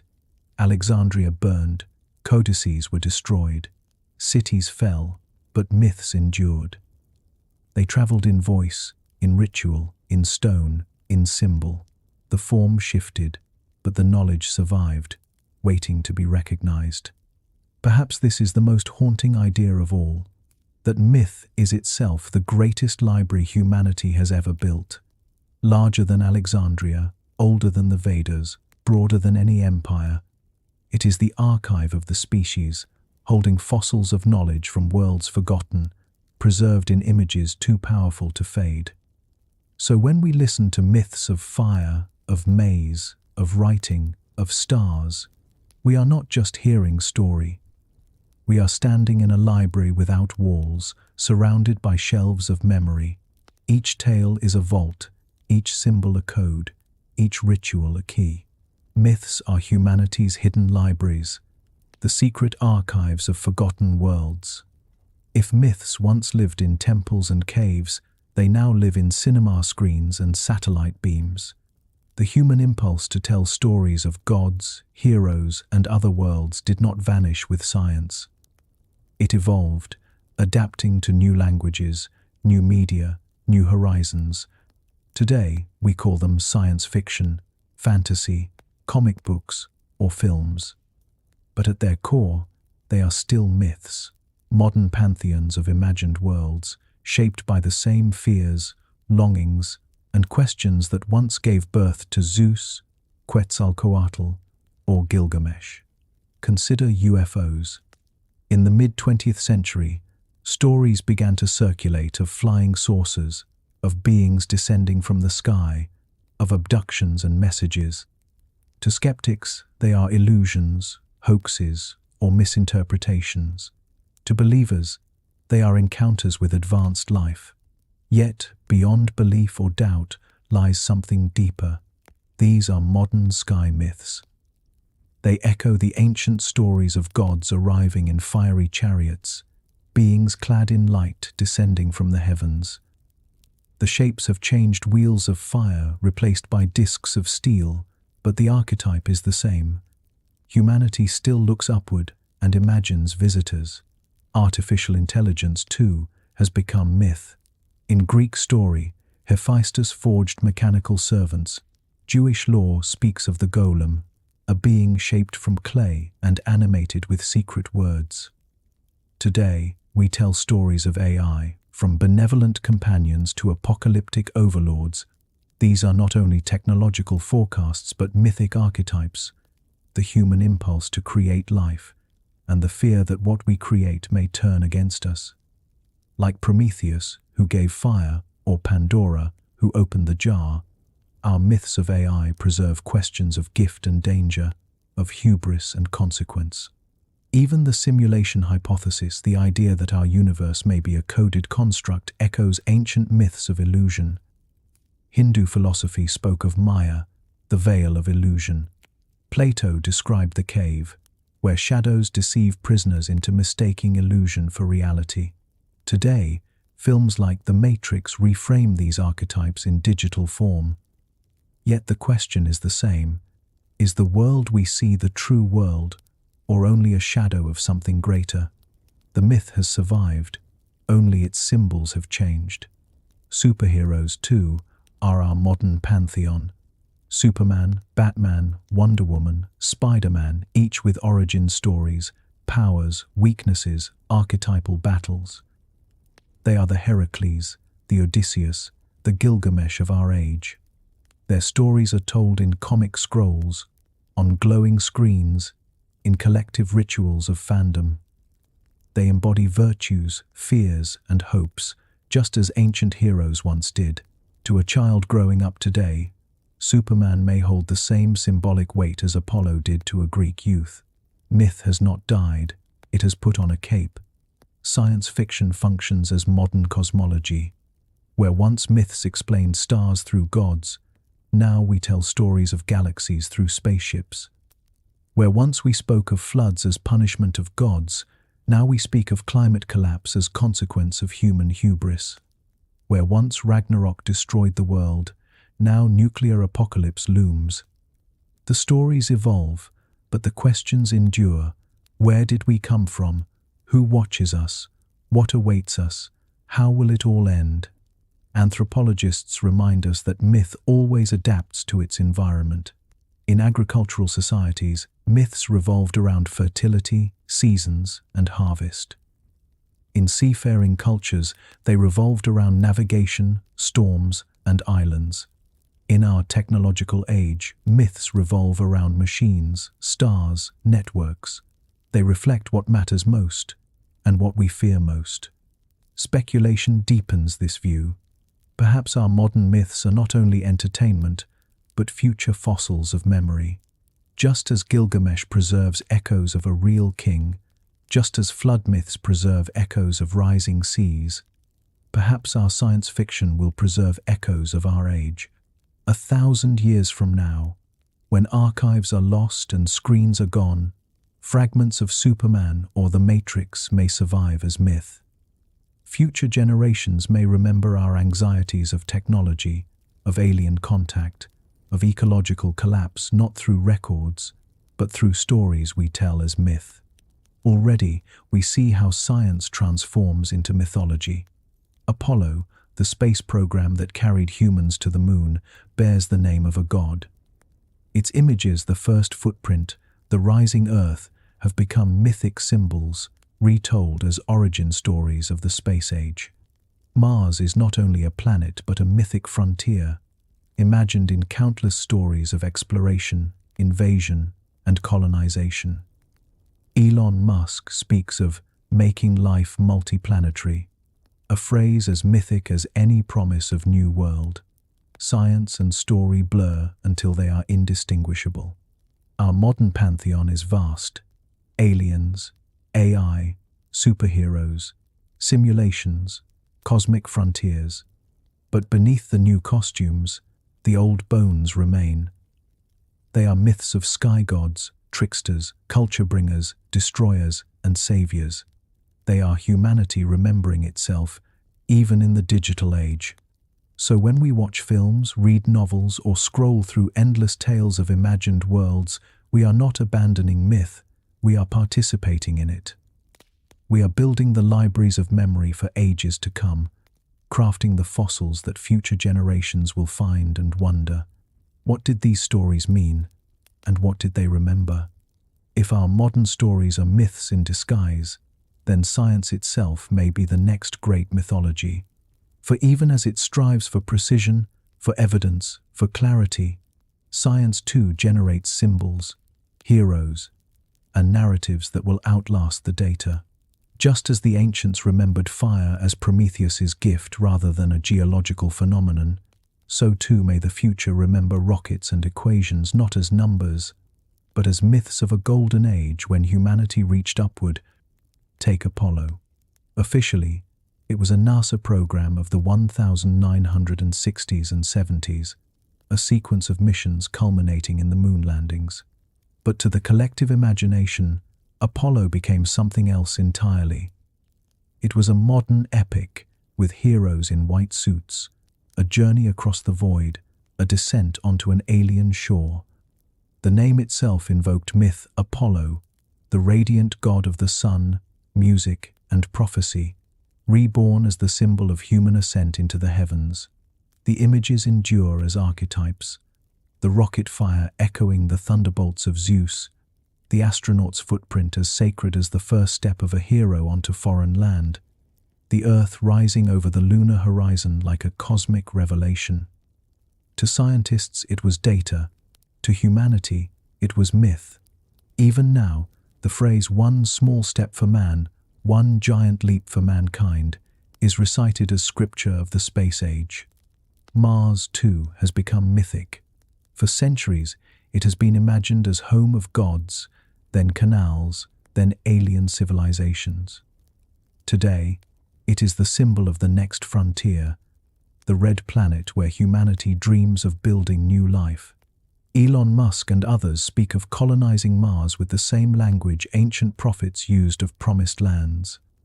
The imagery is as old as Exodus, as enduring as Atlantis, the vision of a world beyond, waiting to be claimed. Whether or not humanity ever builds cities there, Mars has already entered mythology as the next home, the next dream, the next destiny. Science itself provides myths of creation. The Big Bang, described in equations and cosmic background radiation, is nonetheless retold as a story of origin. From nothing, light burst forth. The universe expanded, stars were born, It echoes the cosmogonies of old, the cosmic egg of Hindu tradition, the breaking of Tiamat in Babylonian myth, the Genesis command, "Let there be light." Though framed in physics, it functions as modern creation myth. Even evolution has become mythic in the collective imagination. Darwin is remembered not only as scientist but as culture bringer, Prometheus of biology, who revealed humanity's kinship with all life. His voyage on the Beagle echoes the hero's journey. A young man travels the seas, returns with a gift that reshapes the world. Black holes, quantum entanglement, relativity, each, while scientific, carries mythic resonance. Black holes are devourers, cosmic dragons swallowing stars. Quantum entanglement is the mystical thread, binding particles across distance, echoing the mythic notion of fate's invisible strings. Relativity reshapes time itself, bending it like the eternal wheel of yugas. Science does not erase myth, it creates new forms of it. Speculation asks us to look further ahead. 1,000 years from now, will humanity remember Apollo as detailed missions with modules and boosters? Or will they remember it as an age of heroes who first crossed into the heavens? Will Musk be remembered as entrepreneur or as a culture bringer who pointed toward the stars? Will relativity be remembered as mathematics or as the story of time bending like a river through the cosmos? Myth condenses, simplifies, magnifies. It remembers essence, not detail. Just as flood myths preserve memory of rising seas without geological precision, so too will myths of science preserve memory of exploration without technical data. The experiments will fade, but the story will endure. That humanity reached upward, touched the moon, dreamed of Mars, glimpsed the beginning of time itself. And perhaps, just as the ancients built temples aligned to solstices, our monuments of science will become mythic markers. The Voyager probes, carrying golden records into interstellar space, may one day be remembered as offerings to the gods. The Large Hadron Collider may be recalled not as an accelerator, but as the great ring where humans sought to peer into creation. Our satellites, our telescopes, our rovers may all become the sacred relics of forgotten science, fossilized in future story. What makes this transformation inevitable is that science, like myth, deals with the unknown. It seeks to explain, but its explanations themselves become story. They inspire awe, fear, humility. They remind us of our fragility and our possibility. Science, at its core, is myth-making with mathematics, storytelling with equations. And in time, its stories too will be remembered as myth. So perhaps we are already living in a golden age of myth, not of Zeus or Odin, but of Einstein and Apollo, of rockets and relativity, of black holes and Mars. These will be the fossils of memory future generations inherit. And just as we now read the Epic of Gilgamesh, they will read the Epic of Space, a story of a small species on a fragile planet who looked upward and dared to leap. Myths are more than stories. They are fossils, fragments of memory hardened into tale, carrying echoes of floods, fires, gods, and heroes across the ages. They are culture remembering itself, and perhaps, too, they are humanity remembering worlds long gone. Some see them as allegory, others as dream. Yet woven through them is the possibility that they are something more. The last whispers of realities our ancestors lived, endured, and lost. And so the question remains, are myths inventions of imagination, or are they archives of forgotten truths? Are they symbols born from fear and awe, or are they the memory of civilizations erased, voices from ages buried beneath the sea, the sand, and the stars? Perhaps we will never know.